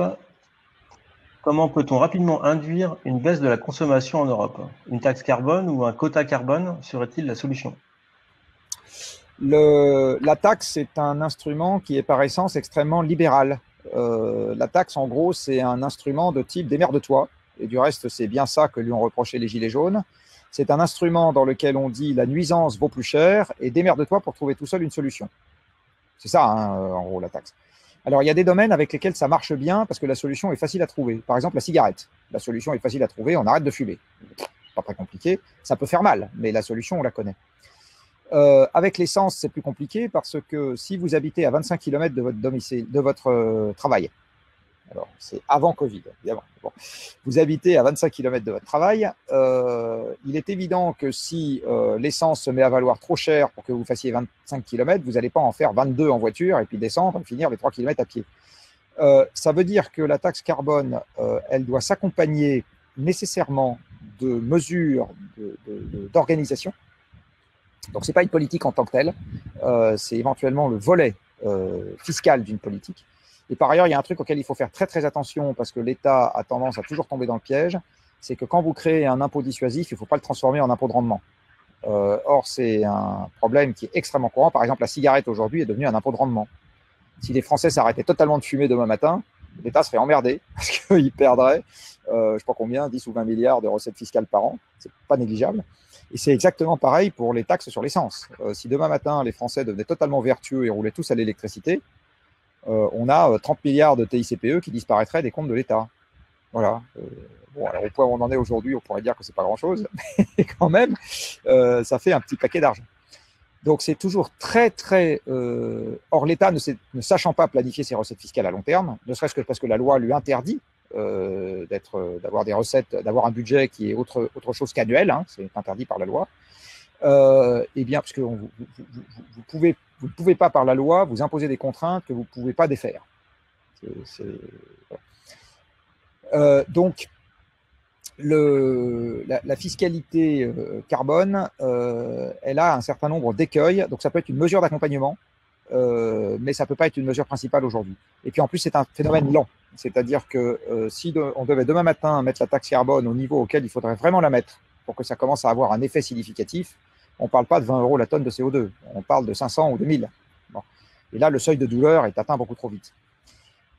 Je suis aujourd'hui partisan de passer beaucoup plus par la réglementation. Alors, je vais vous donner un exemple. Pour supprimer les chaudières à fioul dans ce pays, vous avez deux options. La première est de dire, je monte le prix du fioul, et puis démerde-toi. La deuxième est de dire, il sera interdit de remplacer une chaudière à fioul par une autre chaudière à fioul si elle tombe en panne. Et au moment où ça arrive, soit vous êtes jeune dirigeant grassement payé et vous faites ça à vos frais, soit vous êtes la femme de ménage ou l'homme de ménage du jeune dirigeant payé au SMIC et à ce moment, l'État vous aide. Un dispositif de ce type-là a l'avantage d'être clair, lisible, de permettre à un certain nombre de jeunes dirigeants qui nous écoutent en ce moment de dire « Ah tiens, c'est pas con ce truc-là, alors moi je vais militer pour cette réglementation, puis dès qu'elle passe, je monte une entreprise pour installer des pompes à chaleur. » Bon. Donc ça a l'avantage d'être beaucoup plus lisible pour le ménage, beaucoup plus lisible sur la manière dont l'activité va se développer derrière, et ça permet de faire de la planification d'ensemble, dans laquelle on a à la fois les compétences, le geste, les entreprises et le résultat environnemental qui nous intéresse. Je peux prendre un autre exemple sur la voiture. On peut fortement limiter la consommation des véhicules qu'on vend en France. On peut le faire de manière réglementaire ou on peut le faire de manière fiscale. À ce moment, tout de suite, ça dit aux gens qui travaillent dans le secteur automobile, ben, c'est plus intéressant de vendre des petites voitures que de vendre des grosses. Je m'arrange en conséquence. Enfin voilà, ça donne des signaux qui sont clairs et lisibles. Et pour revenir à ce que je disais sur l'aérien tout à l'heure, si je dis j'interdis les liaisons domestiques et les gens d'Air France, j'essaye de les recaser dans le surplus de trafic ferroviaire que ça va m'engendrer, ben je sais à peu près quoi faire. Donc effectivement, ça va frotter un peu, il va y avoir des gens qui vont être un peu perdus pendant quelques mois, quelques semaines, etc. Mais j'ai quand même un plan d'ensemble, je sais à peu près où je vais. Et c'est beaucoup plus facile de faire ça que de dire je mets une taxe sur le kérosène et qu'Air France se démerde. Donc, mettre de la fiscalité en accompagnement, encore une fois, c'est une bonne idée. Par exemple, si je fais des voitures à 2 litres en France au lieu de voitures à 6 litres, que dans le même temps, je monte progressivement le prix de l'essence d'un facteur 3 pour être sûr que les gens ne vont pas rouler 2 fois plus, ça, ce n'est pas une mauvaise idée. Mais en faire un instrument principal, malheureusement, quelque part, c'est se défausser sur les acteurs qui doivent faire. Donc, ça marche si on leur laisse le temps. Si vous avez un siècle devant vous, ça marche bien. Si vous avez 20 ou 30 ans devant vous, malheureusement, l'horizon de temps devient trop court. Ok, merci. Alors, que pensez-vous d'un système de type revenu universel pour le volet social? Ben, on y est aujourd'hui avec le chômage partiel. Vous savez, allez, entre le chômage partiel et les fonctionnaires payés à rien faire en ce moment, parce qu'enfin maintenant un peu moins, mais je sais qu'il y en avait plein, parce que pour eux, il n'y a pas de sujet de chômage partiel. Je pense que pendant un mois, notre pays a connu un système dans lequel 50% de la population avait le revenu universel. Alors, qu'est-ce que vous pensez? Pour ajouter à ça, le CJD a pris position effectivement depuis longtemps sur le revenu universel. C'est une mesure qui nous paraît effectivement aller dans le bon sens. Effectivement, dans la protection sociale, notamment, c'est un des instruments qui pourrait permettre d'avoir une harmonie sociale un peu plus dans le monde où on va. En tout cas, c'est un instrument qui nous paraît efficace. Alors moi, je n'ai pas d'avis définitif là-dessus. Je pense en tout cas que ça vaut le coup d'en discuter. Il y a des sous-ensembles dans lesquels vous l'avez déjà. Par exemple, le minimum vieillesse est une forme de revenu universel. Le RSA est une forme de revenu universel. Donc en pratique, on en a déjà des bouts et des morceaux, comme diraient les Anglais.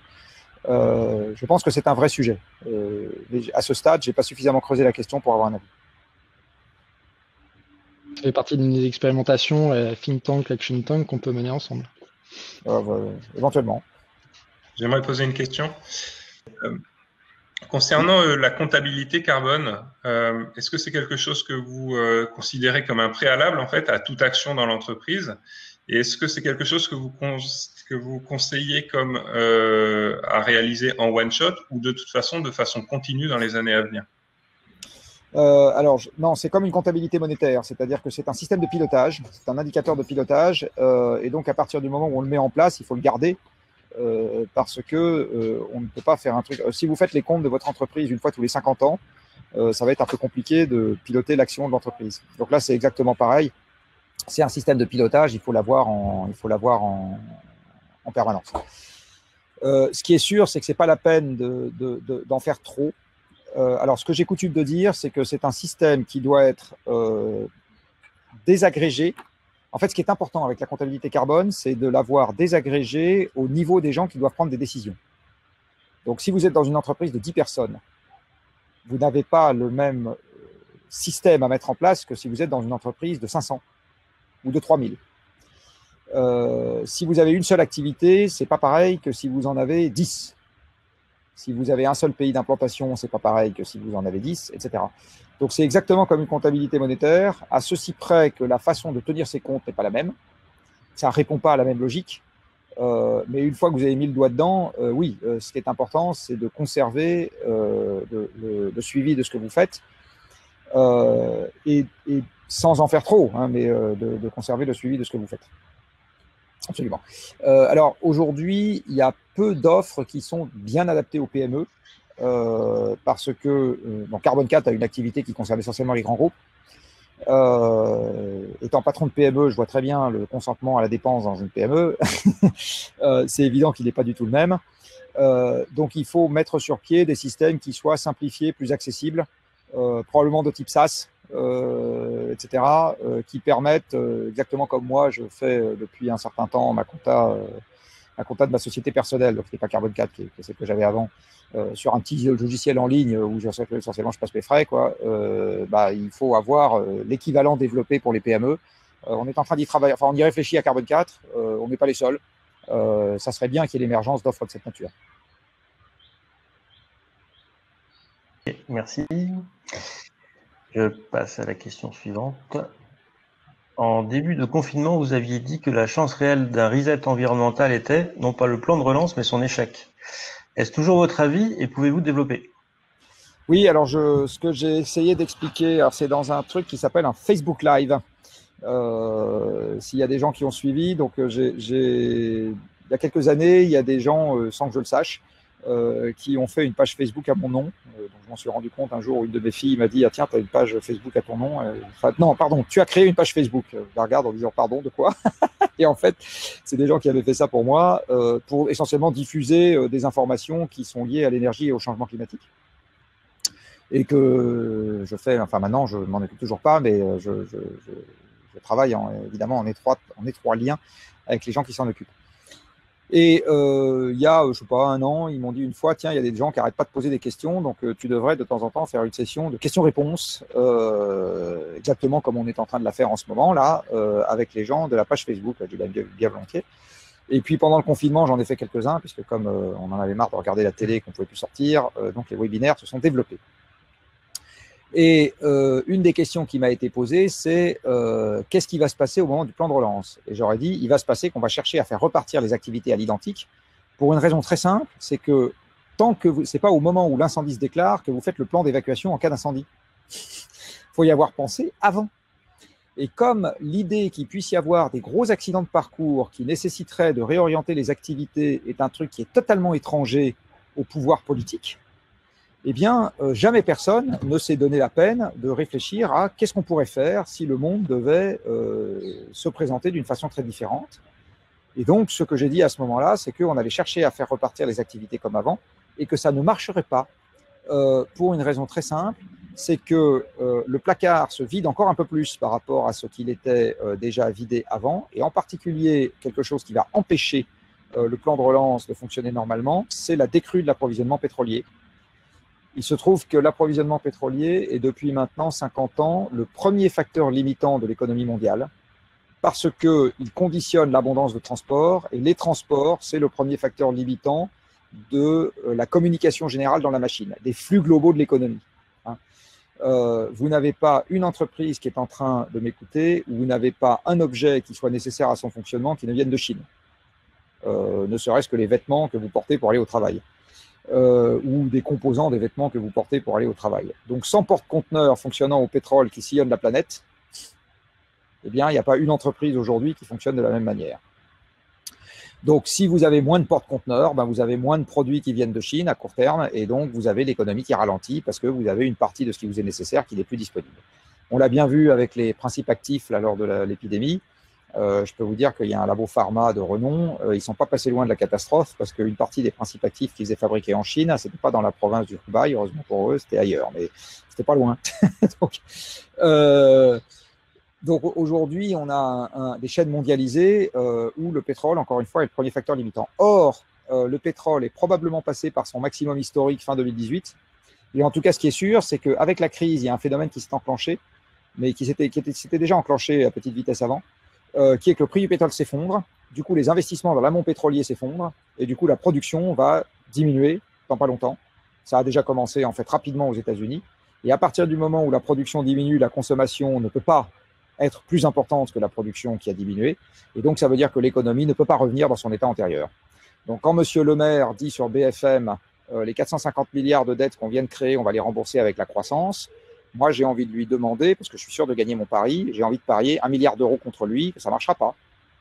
Pari transmissible à ses héritiers. Il nous raconte des salades. Et en plus, le pire, c'est qu'il le sait. Donc, la bonne question étant de savoir pourquoi. Mais donc, l'économie ne repartira pas comme avant. C'est juste pas possible. Donc, si on essaye de la faire repartir comme avant, en gros, on va aider un éclopé à se relever, mais il va se recasser la gueule pas longtemps derrière. C'est juste ça qu'on est en train de préparer. C'est la prochaine crise. Donc pour reprendre mon parallèle, c'est peut-être douloureux, mais autant vider l'abcès tout de suite et repartir tout de suite d'une manière aussi différente que possible. Alors là, il y a plein de freins. Tout à l'heure, on m'a posé la question, qu'est-ce que je ferais si j'étais président de l'UE? En fait, si j'étais président de l'UE, un des trucs que je ferais, c'est de militer pour que l'Union européenne revienne à ses origines, qui est de vivre en paix. Ses origines ne sont pas de faire un marché. Jamais l'Union européenne n'a eu pour mandat de faire un marché avant toute chose. Et maintenant, on confond la fin et les moyens. C'est-à-dire qu'au motif que le marché permet aux gens de se connaître et de faire des affaires ensemble, ce qu'on voyait comme un moyen de maintenir la paix, on a confondu la fin et les moyens. Et maintenant, c'est plus la paix l'objectif ultime de l'Union, c'est un marché. Mais le problème, c'est que trop de marché va tuer la paix. Trop de marché va tuer la paix. Merci. Donc, c'était le mot de la fin de cette question, de cette réponse. Alors, question suivante. Est-ce que les efforts sur nos territoires ne seront pas annihilés par le laisser-aller d'autres pays comme les USA? Alors, la réponse est doublement non. Elle est non parce qu'il y a un pari pascalien et elle est non pour des raisons physiques. Si les autres pays ne font pas d'efforts, ça veut dire qu'ils vont tirer le plus vite possible sur le réservoir à bibine qui s'appelle le pétrole. Donc, ça veut dire qu'il en restera moins pour nous. Donc, ça veut dire qu'on va se décarboner de manière forcée au lieu de se décarboner de manière active. Donc, le grand paradoxe dans le monde fini dans lequel nous sommes, c'est que moins les autres font d'efforts et plus nous, parce qu'en France, on importe la totalité de nos combustibles fossiles, on sera forcé d'en faire rapidement. Et en particulier, si les pays qui produisent les combustibles fossiles décident de ne pas faire d'efforts, ça veut dire qu'ils le gardent pour eux, en quantité croissante. La deuxième raison pour laquelle ça vaut le coup de faire des efforts, c'est que le mode de raisonnement dans lequel on se dit « je ne fais pas d'efforts parce que les autres n'en font pas » est un système dans lequel, à l'arrivée, on est sûr de perdre parce que personne n'en fait. Donc peut-être que si on fait des efforts, on ne gagnera pas. Par contre, on est sûr que si on n'en fait pas, on perd. Donc il y a un pari pascalien derrière qui est que c'est évident qu'il faut faire des efforts. Par ailleurs, il y a une troisième raison qui est essentielle, c'est que le fatalisme n'engendre pas l'espoir, alors que l'action, oui. Et ça, les chefs d'entreprise sont bien placés pour le savoir. Donc peut-être qu'une partie des combats seront des combats perdus d'avance, mais en attendant, le temps qu'on le mène, on se portera quand même toujours mieux que si on se laisse abattre. C'est la fameuse histoire du colibri. C'est la fameuse histoire du sens de l'effort et du sens de l'action, et du fait que agir, c'est déjà une forme d'optimisme. Et qu'en plus, je suis loin de penser que tout est perdu. Donc le temps presse, c'est évident, mais tout n'est pas encore perdu, à l'évidence aussi. Le dernier point, c'est que il faut bien voir qu'aujourd'hui, en fait, on est en train de se réveiller d'une période, d'une parenthèse un peu inhabituelle dans l'histoire des hommes, qui était une parenthèse dans laquelle on n'a pas eu de contraintes. En gros, pas eu de guerre, on n'a pas eu, enfin voilà, pas eu rien quoi. Mais c'est une parenthèse dans l'histoire des hommes. Pas de pandémie, tiens, typiquement, c'est une parenthèse dans l'histoire des hommes. Ça date des vaccins et des antibiotiques, c'est très très récent. Alors je ne dis pas que c'est une bonne chose qu'on retrouve les pandémies, je dis juste que ça nous a rendu un peu indolents, un peu paresseux, un peu etc. Voilà, il faut retrouver l'envie de se battre, alors pas nécessairement les uns contre les autres. Moi, j'ai pas du tout aimé le mot de guerre de Macron. Combat, je veux bien, guerre, j'aime moins. Mais par contre, le fait qu'il va falloir oser affronter l'adversité, oui, c'est évident. Ça va demander de l'action collective et ça va demander de la solidarité. Merci. Question de Michael. Croyez-vous qu'il soit possible un jour de capter ou d'aspirer le CO2? Et si oui, cela pourrait-il résoudre le problème du réchauffement climatique? Alors, il y a une très très belle pompe à carbone sur Terre qui s'appelle la végétation. Et en fait, c'est de très très loin la plus efficace et c'est la seule qui marche très bien à grande échelle. Aujourd'hui, pour vous donner des ordres de grandeur, la végétation absorbe chaque année 120 milliards de tonnes de carbone, donc en gros 480 moins 10%, 450 milliards de tonnes de CO2 en provenance de l'atmosphère. Sauf qu'elle en réémet instantanément la moitié, c'est la respiration des plantes, parce qu'il se trouve que les plantes respirent comme nous, et l'autre moitié est restituée sous forme de respiration des animaux. Alors, quels sont les animaux qui respirent? Tous les herbivores qui mangent les feuilles, ils respirent et ils recrachent le carbone qui est contenu dans les feuilles. Les animaux comme nous, qui mangent à la fois des végétaux et des animaux. Alors, quand on mange des animaux, on mange le carbone qui était dans les plantes et qui est passé dans les animaux. C'est ça qu'on mange. Et puis, il y a également des animaux qui émettent beaucoup tout petits, qui s'appellent les microbes, qui sont les animaux qui décomposent la matière végétale morte. Donc, par exemple, la litière en forêt, les feuilles mortes, etc. Quand vous voyez le bois se décomposer, en fait, c'est des micro-organismes qui sont en train de manger le bois en question ou les feuilles en question, et ces micro-organismes respirent et donc envoient du dioxyde de carbone dans l'atmosphère. Les émissions d'origine humaine, aujourd'hui, c'est 60 milliards de tonnes. Alors, sur le strict CO2, c'est moins que ça. C'est 45 milliards de tonnes de CO2. Alors, 45 milliards de tonnes par rapport à 450, on peut penser que ce n'est pas beaucoup. Mais en fait, c'est suffisant pour déséquilibrer le système. C'est bien pour ça qu'il y a un problème. Alors, ce qu'on se dit aussi, c'est qu'il suffirait que l'absorption de la végétation augmente de 10%, et puis on a réglé notre problème. Sauf que pour ça, il faudrait que la couverture de la végétation augmente alors qu'aujourd'hui elle diminue à cause de la déforestation. Et il faudrait qu'on arrive à capturer de plus en plus de carbone dans les sols agricoles alors qu'aujourd'hui on le déstocke au travers des pratiques de labourage, etc. Donc, le plus gros potentiel pour récupérer du carbone de l'atmosphère, c'est de laisser faire la végétation. De deux manières, en essayant d'accroître la surface forestière, et alors je vais revenir après ce que ça signifie, ça, et en remettant du carbone dans les sols agricoles. Alors, sur remettre du carbone dans les sols agricoles, ça veut dire en gros moins labouré, voire plus labouré du tout, et ça veut dire beaucoup plus de travail fin de la terre, donc remettre de la main-d'œuvre, c'est ça que ça veut dire en clair. Donc, ça veut dire qu'il y a des gens qui vont accepter de retourner dans l'agriculture, et évidemment, ça va faire monter le prix de la production agricole. De toute façon, ça va monter de toute façon. Il faut voir qu'il y a 2 siècles, l'alimentation, c'était 2/3 du budget des ménages. Aujourd'hui, l'alimentation stricto sensu, c'est 2%. Le ticket de caisse en sortie de magasin, c'est 6, mais là-dedans, l'essentiel de ce que vous payez, ce n'est pas de la nourriture. C'est le salaire du magasinier, le salaire de la caissière, le coût de construction du magasin, le coût des camions qui ont acheminé la nourriture, le coût de fabrication des emballages en carton et en plastique, le coût de la campagne de pub de Carrefour et les dividendes des actionnaires de Carrefour. Donc, vous payez essentiellement tout sauf de la nourriture quand vous payez votre ticket de caisse. La nourriture stricto sensu, encore une fois, c'est 2%. Il y a 2 siècles, c'était 65%. Donc, ça vous donne une petite idée de la baisse du prix de la nourriture qu'il y a eu grâce à l'énergie qui a permis de remplacer le travail des hommes par des machines qui valent rien. Il est évident qu'une agriculture plus résiliente verra son coût de production augmenter. Ça renvoie à ce que je disais tout à l'heure sur le coût du bœuf qui doit être multiplié par 6 si on veut diviser le cheptel bovin par 2 et que les éleveurs vivent bien.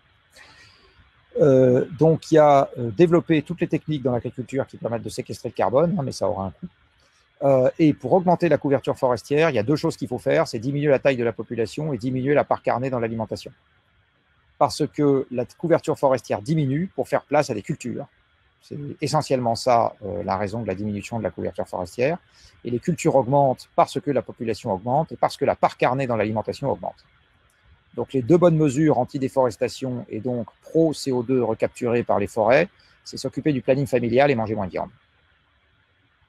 Ça sera beaucoup plus efficace que toutes les poudres de perlimpinpin technologiques auxquelles on peut penser pour essayer de faire des machins avec des petites ailettes qui tournent dans l'atmosphère pour pomper le CO2 comme les Shadocks et le mettre je ne sais pas où. Ok, merci. Donc, limitation de la population aussi. Oui, enfin, au moins limitation de sa hausse. Et là, il y a des mesures qui ont fait la preuve de leur efficacité, qui sont au nombre de 3. C'est l'éducation des femmes, l'accès à des moyens de contraception et les mesures de solidarité.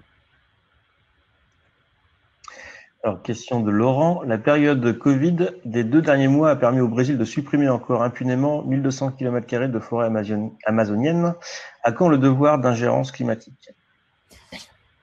Si on demandait aux Français de ne pas couper leurs forêts, à quelles conditions est-ce que les Français l'accepteraient? à mon avis, si on les paye pour ça. Donc, je pense que l'autre option étant effectivement qu'on nous envoie les chars et les avions en nous disant c'est pas bien ce que vous faites et on va vous taper sur la tête. Eh bien, je pense qu'en ce qui concerne le Brésil, c'est exactement les deux mêmes options qui se présentent. Donc, ou bien on pense qu'on peut les anéantir en leur envoyant les chars et les avions, ce qui est une option qui me paraît discutable, ou bien il faut qu'on les paye. Voilà. Je ne vois pas d'autre système qui fonctionnera. Et donc les payer de l'extérieur, dans le pays? Oui, les payer de l'extérieur. On leur dit, vous détenez, vous avez la chance, les Bédouins ont eu la chance de détenir un truc qui intéressait tout le monde, ils se sont fortement enrichis. Donc les Brésiliens ont la chance de détenir un actif, tant mieux pour eux. Si on veut être sérieux sur la question, on les paye. Moi, j'y suis prêt. Je suis personnellement beaucoup plus prêt à payer les Brésiliens pour qu'ils jardinent la forêt amazonienne ou qu'ils la préservent, plutôt que de payer les fabricants de panneaux solaires chinois pour remplacer un nucléaire qui me va bien. Donc, voilà. Je pense qu'en ce moment, en France, on est en train de déconner à plein tube sur la manière dont on emploie notre argent, alors qu'on pourrait faire avec, quitte à donner l'argent à l'extérieur, des trucs considérablement plus intelligents que ce qu'on fait. Question suivante de François. Pourquoi le sujet de l'explosion démographique est un peu tabou lorsqu'on parle de dérèglement climatique? L'essentiel du problème ne viendra-t-il pas de là? Quelle solution dans ce domaine? Alors, c'est très difficile. C'est un sujet difficile parce que c'est un sujet culturel, c'est un sujet tripal, c'est un sujet qui renvoie à notre cerveau primitif. Notre cerveau primitif, il nous dit reproduis-toi autant que tu peux, ce qui a donné mythique et tous ses dérivés, parce que tu ne sais pas combien de représentants de l'espèce survivront. Donc c'est un sujet qui est très très difficile à aborder. C'est un sujet où le nauséabond n'est jamais très loin, l'eugénisme, les génocides, etc. Donc c'est un sujet difficile. Alors il y a des voies et moyens qui, comme je le disais tout à l'heure, sont moins difficiles que d'autres, et en particulier tout ce qui permet aux gens de choisir délibérément de ne pas faire d'enfants. C'est évidemment des mesures qui sont à privilégier de très loin. Alors là-dedans, vous en avez un certain nombre, je les répète. Alors quand je dis l'éducation des femmes, c'est un peu plus précis que ça, c'est la prise de pouvoir des femmes, pour être plus précis. C'est ce que les Anglais appellent l'empowerment. Voilà. L'éducation étant une des manières d'y arriver. La deuxième chose qui fonctionne, c'est l'accès à des moyens de contraception quand les couples le souhaitent, quand les femmes le souhaitent, quand les hommes le souhaitent, parce qu'il y a aussi des moyens de contraception masculins. Et la troisième mesure, c'est les mesures de solidarité. Une des raisons pour lesquelles on fait plein d'enfants dans certains pays, c'est parce que comme il n'y a pas de régime de retraite, vous vous dites, j'en fais plein parce que comme ça, je suis à peu près sûr que l'un de mes enfants prendra soin de moi quand je serai vieux. Donc ça, c'est des choses qui sont faciles à faire, faciles à faire au sens de ça n'est pas des chocs culturels. La contraception un peu, mais le reste, pas trop. On y arrive. Donc ça, c'est déjà des choses faciles à faire. Et puis après, il faut avoir un débat adulte. Est-ce qu'en France, par exemple, ça fait sens d'avoir encore une fiscalité nataliste? Ça se discute, pas complètement sûr. En tout cas, je suis sûr qu'il faut en discuter. C'est absolument certain. Voilà, donc c'est un débat qui est difficile parce que, pour deux raisons, encore une fois, parce que biologiquement, on est câblé comme tous les animaux pour se reproduire autant qu'on peut, parce que tant qu'on avait des prédateurs, c'était une question de survie de l'espèce. Et depuis qu'on n'a plus de prédateurs, c'est-à-dire que la prophylaxie, beaucoup, les médicaments, un peu, la technologie, un peu, nous ont permis de nous échapper, d'échapper totalement à nos prédateurs. On a une population qui prolifère et notre cortex n'a pas pris le relais pour nous dire calme-toi un peu, là, il faut qu'on arrête. Ok, merci. Pour finir là-dessus, il faut bien voir qu'un des trucs que notre cortex doit nous dire, c'est qu'à partir du moment où on devient une population non régulée sur un espace fini, on est en train de signer pour des régulations involontaires. Et même si ça n'est pas directement lié au changement climatique, il y a très longtemps que je dis que dans les régulations involontaires qui s'appliquent à grande échelle pour la population, il n'y en a que deux, c'est la famine et la maladie. Donc effectivement, comme il a été dit tout à l'heure, le Covid n'est qu'une petite répétition, un petit avant-goût de ce qui nous attend plus tard dans un monde dans lequel on ne s'occupe pas d'appuyer de nous-mêmes sur la pédale de frein. Alors j'ai une question qui monte de Stéphanie. Que penser alors de la relocalisation de l'économie via le travail manuel, l'apprentissage, comme vous le souleviez, et ainsi redonner du sens au social et tendre vers la transition environnementale, durable, responsable, bien commun? Alors, ce qui nous a permis de nous affranchir du travail manuel depuis 2 siècles, c'est les machines. C'est-à-dire que les machines font le travail manuel à notre place. C'est bien pour ça que, vous voyez, un tracteur développe la même puissance que des centaines de paires de jambes. Donc, vous donnez un tracteur à un agriculteur et vous remplacez des dizaines d'animaux de trait, plus des dizaines d'ouvriers qui n'ont plus besoin d'être dans les champs. Avant, quand vous aviez besoin de gens avec des faux pour faucher le blé, ce n'était pas exactement les mêmes effectifs que vous aviez dans l'agriculture. Donc, le monde dans lequel l'énergie diminue est un monde de toute façon dans lequel on va devoir retrouver l'envie du travail manuel.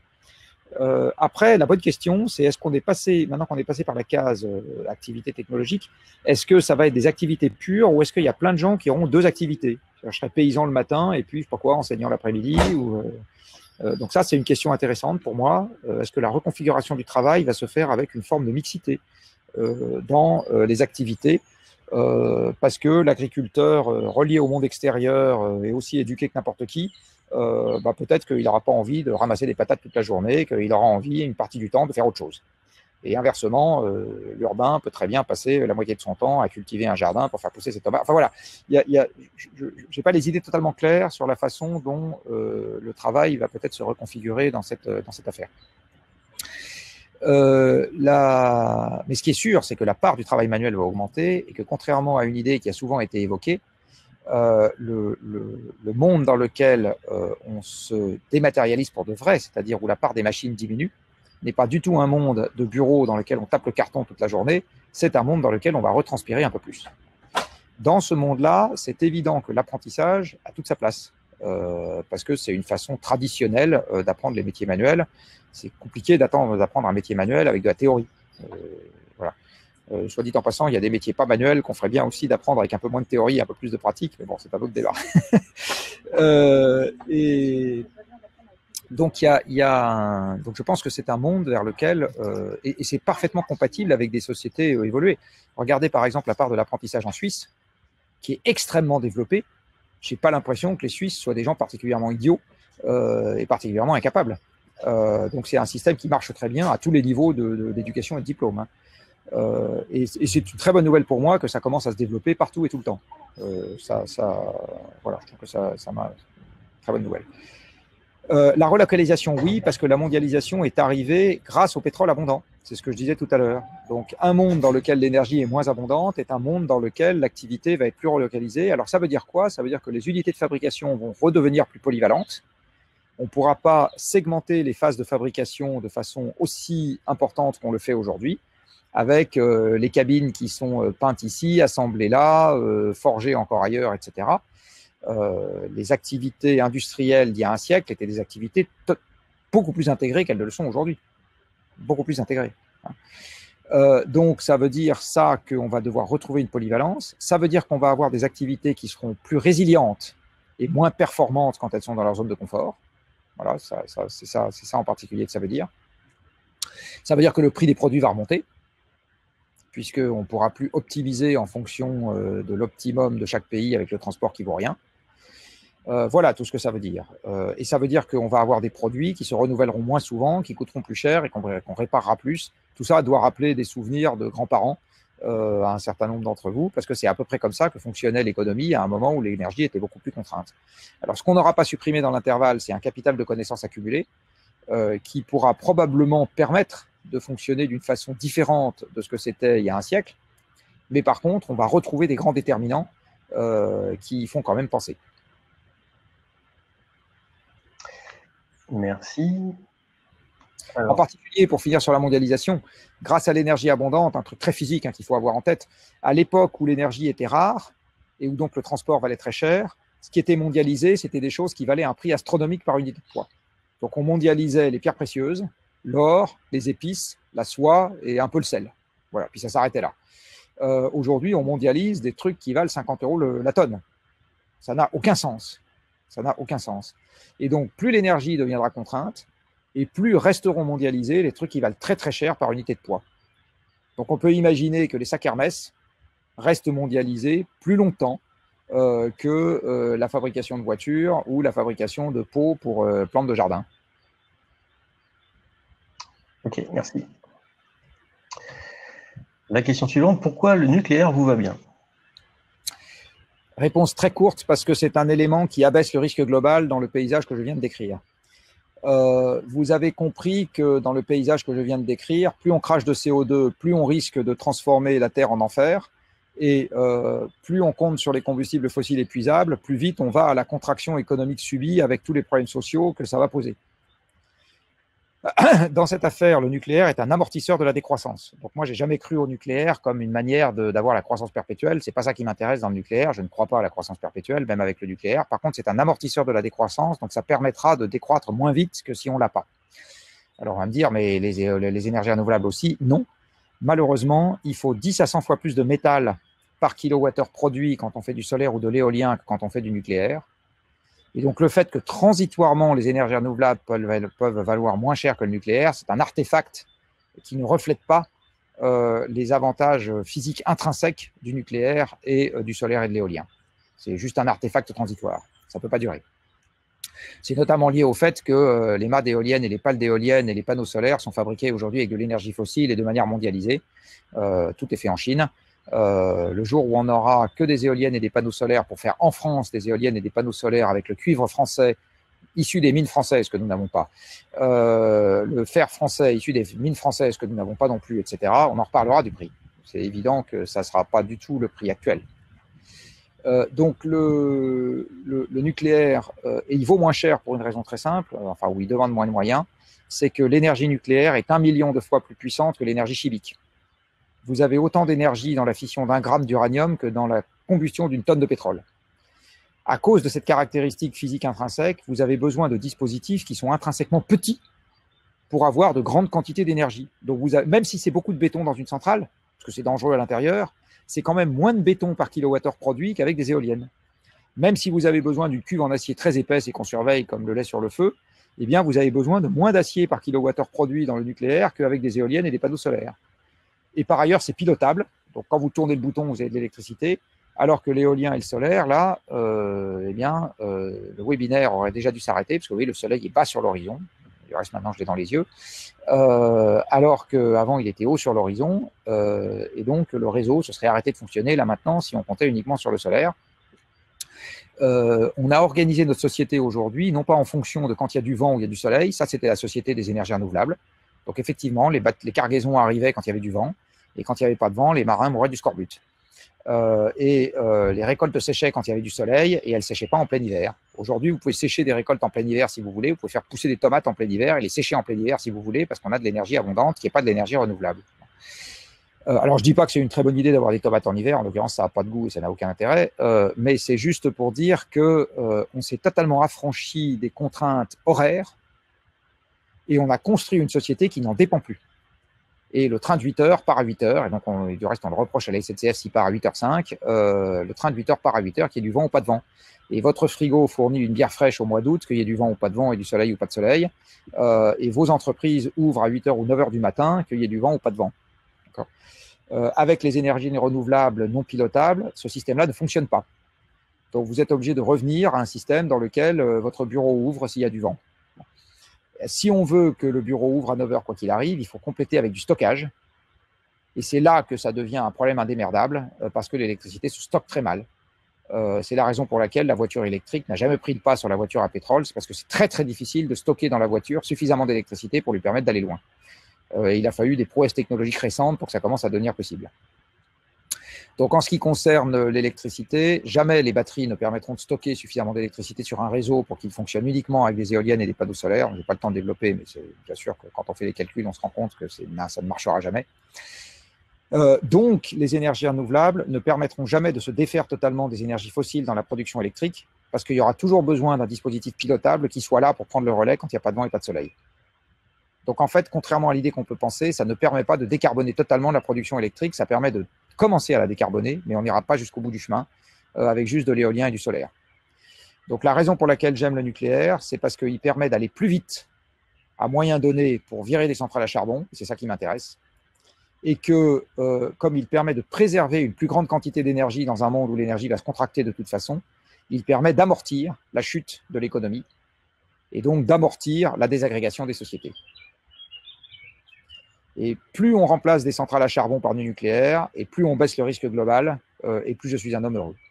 Les inconvénients intrinsèques du nucléaire, quand vous les regardez, ils sont en tout point inférieurs aux inconvénients intrinsèques des alternatives, en tout point. Alors, je peux vous les énumérer si vous voulez. Les déchets, c'est tout petit. Comme le nucléaire, c'est très concentré. La totalité des déchets que nous avons déjà produits avec le parc nucléaire français tient dans une piscine à La Hague. Une piscine à La Hague. Tout petit. S'il y a des gens qui nous écoutent en ce moment, qui ont des entreprises qui font des déchets dangereux, ils savent très bien que la totalité des déchets dangereux en France, ça ne tient pas dans une piscine à La Hague. Beaucoup plus que ça. On bazarde chaque année dans la nature des dizaines de milliers de tonnes de phytosanitaires, dont certains sont unitairement presque aussi dangereux que les déchets nucléaires. Les déchets nucléaires n'ont jamais tué personne, alors que les escaliers ici, les voitures si, le tabac si. Donc tant que le tabac reste en vente libre dans ce pays, je ne suis pas sûr qu'il faille s'affoler sur les déchets nucléaires. Quand vous regardez le risque d'accident, j'ai beaucoup étudié les conséquences de Tchernobyl et Fukushima. Fukushima n'a pas fait un mort à cause du surplus de radiation. C'est pas moi qui le dis, c'est les Nations Unies. Il y a un rapport qui est publié, donc là aussi il y a plein de littérature, qui a été publié par l'organisme compétent des Nations Unies qui fonctionne comme le GIEC, mais pour le nucléaire, qui a dit très exactement ce que je viens de vous dire, que Fukushima n'a pas fait un mort à cause du surplus de radiation. Alors que Bhopal, l'usine chimique, a fait 5000 morts instantanées au moment où ça a pété, et personne ne dit qu'il faut sortir de la chimie. Enfin si, il y a quelques personnes, mais pas avec la même vigueur pour le nucléaire. Alors que je peux vous assurer que la chimie, c'est beaucoup plus dangereux que le nucléaire. Le plus gros accident de centrale électrique dans le monde ayant fait le plus de morts et de très loin, c'est les ruptures de barrages, beaucoup plus que les centrales nucléaires. Il y a la rupture du barrage de Vajon-Longaronne en Italie, dans les années 50, qui a fait 2500 morts. En fait, ce n'est pas une rupture de barrage, ça a été un glissement de terrain dans le lac de barrage. 2500 morts. Bon. Beaucoup plus que les morts instantanées à Tchernobyl. Pour construire le barrage des Trois Gorges, on a évacué 1 million de personnes. À Tchernobyl, on s'est contenté d'en évacuer 200 000. Donc, vous pouvez prendre tout ce que vous voulez sur tous les plans. Vous vous rendez compte qu'en fait, le nucléaire ne mérite pas l'anathème qui est le sien en France et qui a été développé pour des raisons qui n'ont rien à voir avec ses inconvénients intrinsèques. Moi, je mets ça dans la grande barque de les Français aiment bien critiquer ce que fait l'État, parce qu'on adore critiquer le pouvoir central. Et comme le nucléaire est une énergie gérée par le pouvoir central, on lui trouve des tas d'inconvénients, parce que quand même, ce que fait le pouvoir central, qu'il s'agisse des flics ou du nucléaire, c'est pas terrible. Voilà, pour moi, c'est beaucoup plus lié à ça que lié à l'examen patient des inconvénients intrinsèques du nucléaire, qui ne méritent absolument pas qu'on range ça du côté des problèmes, mais bien du côté des solutions. Mais j'insiste, ce n'est pas une solution qui va nous empêcher l'essentiel des emmerdements que j'ai évoqués. Hein. Mais c'est un sacré pansement sur la plaie. Merci. Alors, en parlant d'éducation des femmes, il paraîtrait que nous sommes plus sensibles aux enjeux environnementaux, voire les nations dirigées par les femmes. Voyez-vous un levier pour les inciter à prendre la parole, le lead sur ce sujet, ou on les attend peu? C'est une excellente question. Et j'ai toujours pas la réponse. Je ne sais pas si l'endroit où les femmes doivent prendre le pouvoir, c'est à la tête de la Commission européenne, ou si c'est partout et tout le temps, j'ai envie de dire.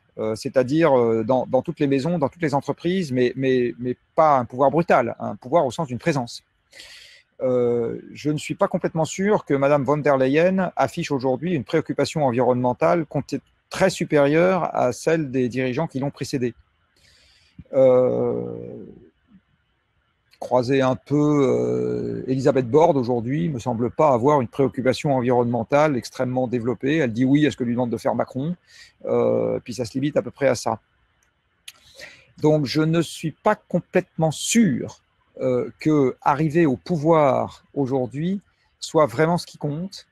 Ce que je constate à mon petit niveau, alors je vais être très prudent parce que je ne voudrais pas être qualifié de sexisme primaire ou etc., c'est que quand les femmes sont présentes dans le dialogue sur l'action de terrain, j'ai envie de dire au jour le jour, hein, y a un mieux sur ce plan-là. Parce que y a une façon plus apaisée, j'ai envie de dire, d'aborder les problèmes. Au poste de pouvoir, je reste perplexe.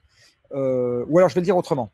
Je pense que tant qu'elles n'ont pas pris le pouvoir qui leur revient, c'est-à-dire le fait d'exister au bon niveau, Dans la société civile, je ne suis pas sûr que le fait de mettre une femme à la tête d'un conseil d'administration ou une femme à la tête d'un État, ça change grand-chose.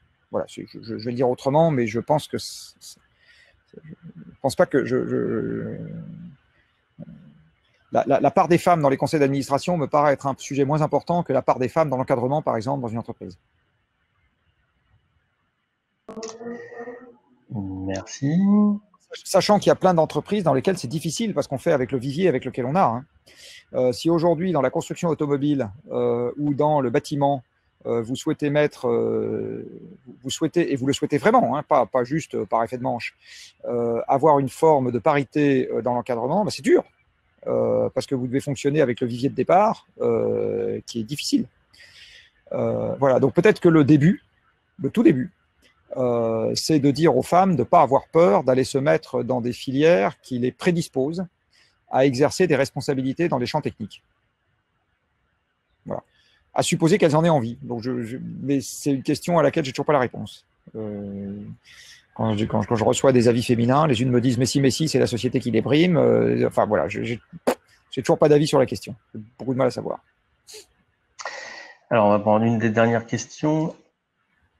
Est-ce que voter écolo vous paraît une bonne manière de faire bouger la gestion politique de la crise environnementale, ou faut-il privilégier un changement de système politique plus profond? Alors la réponse est non.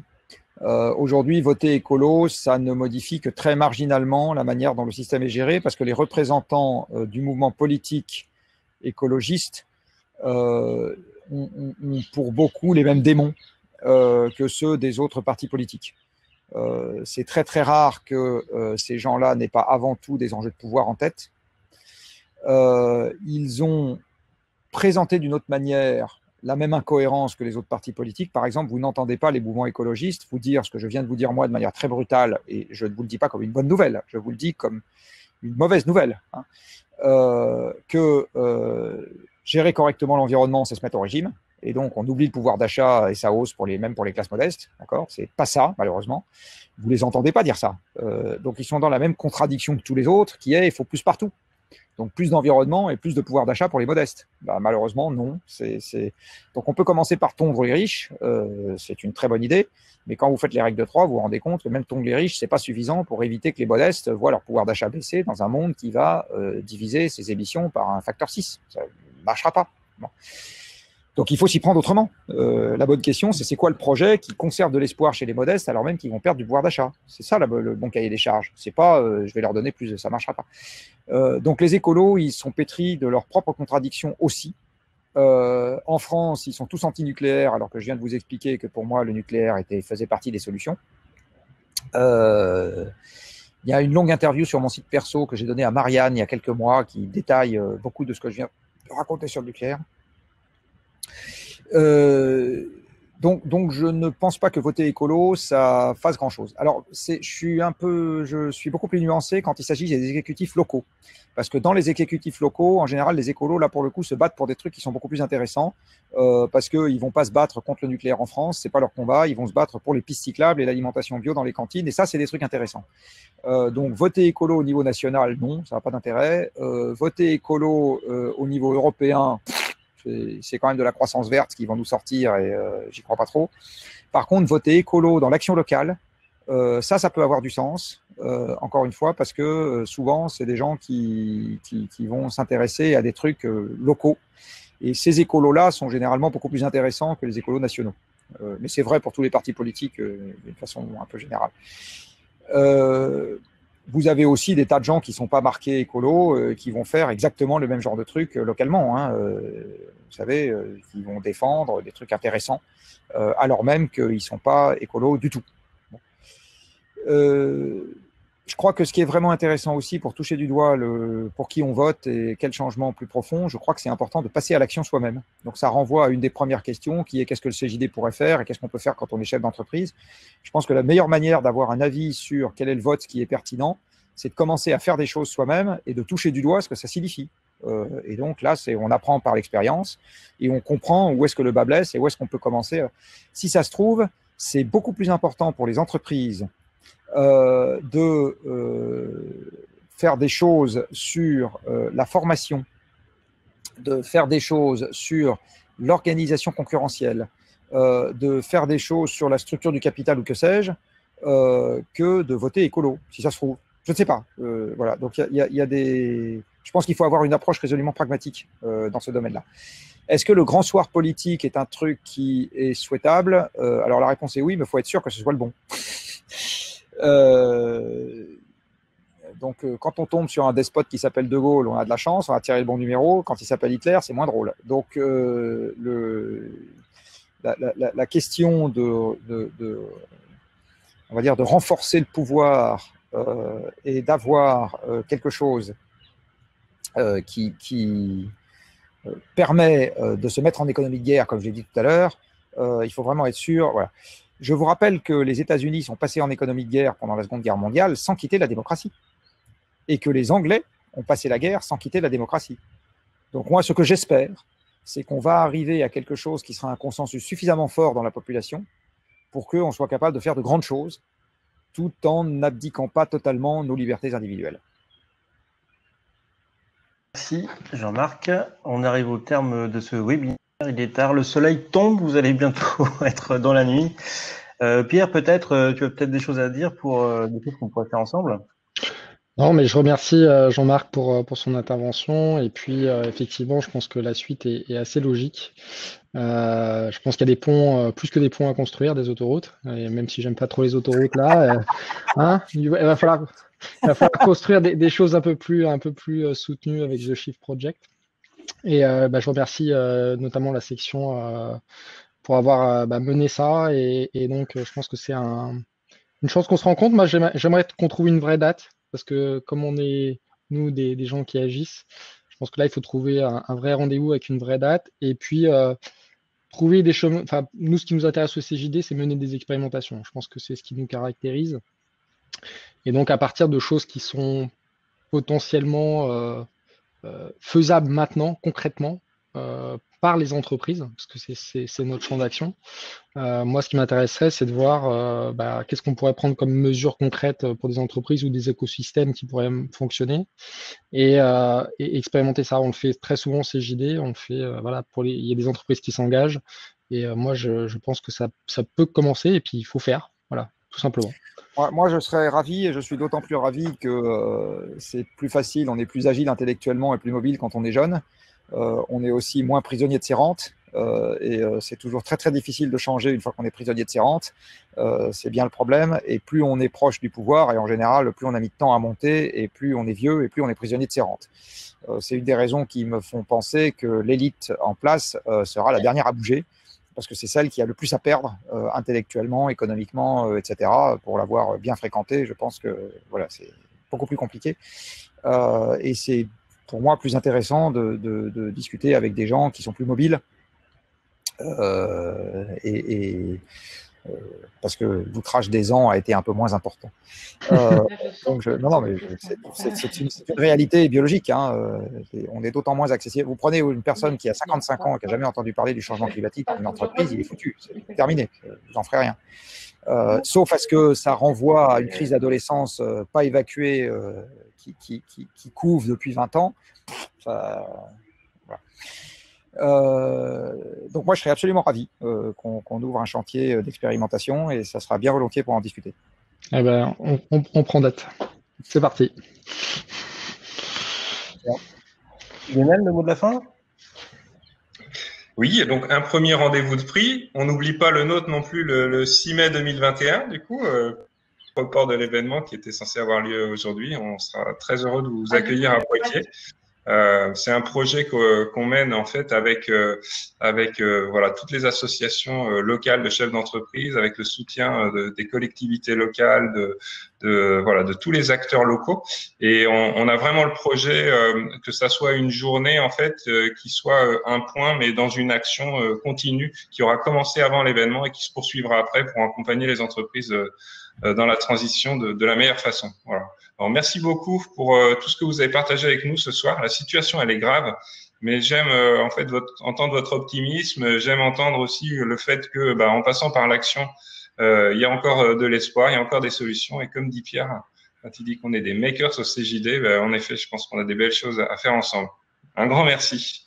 Eh ben, merci beaucoup à tous. Je suis ravi d'avoir eu cette occasion. Et puis donc, à bientôt. Merci à tous. À très bientôt. Au revoir.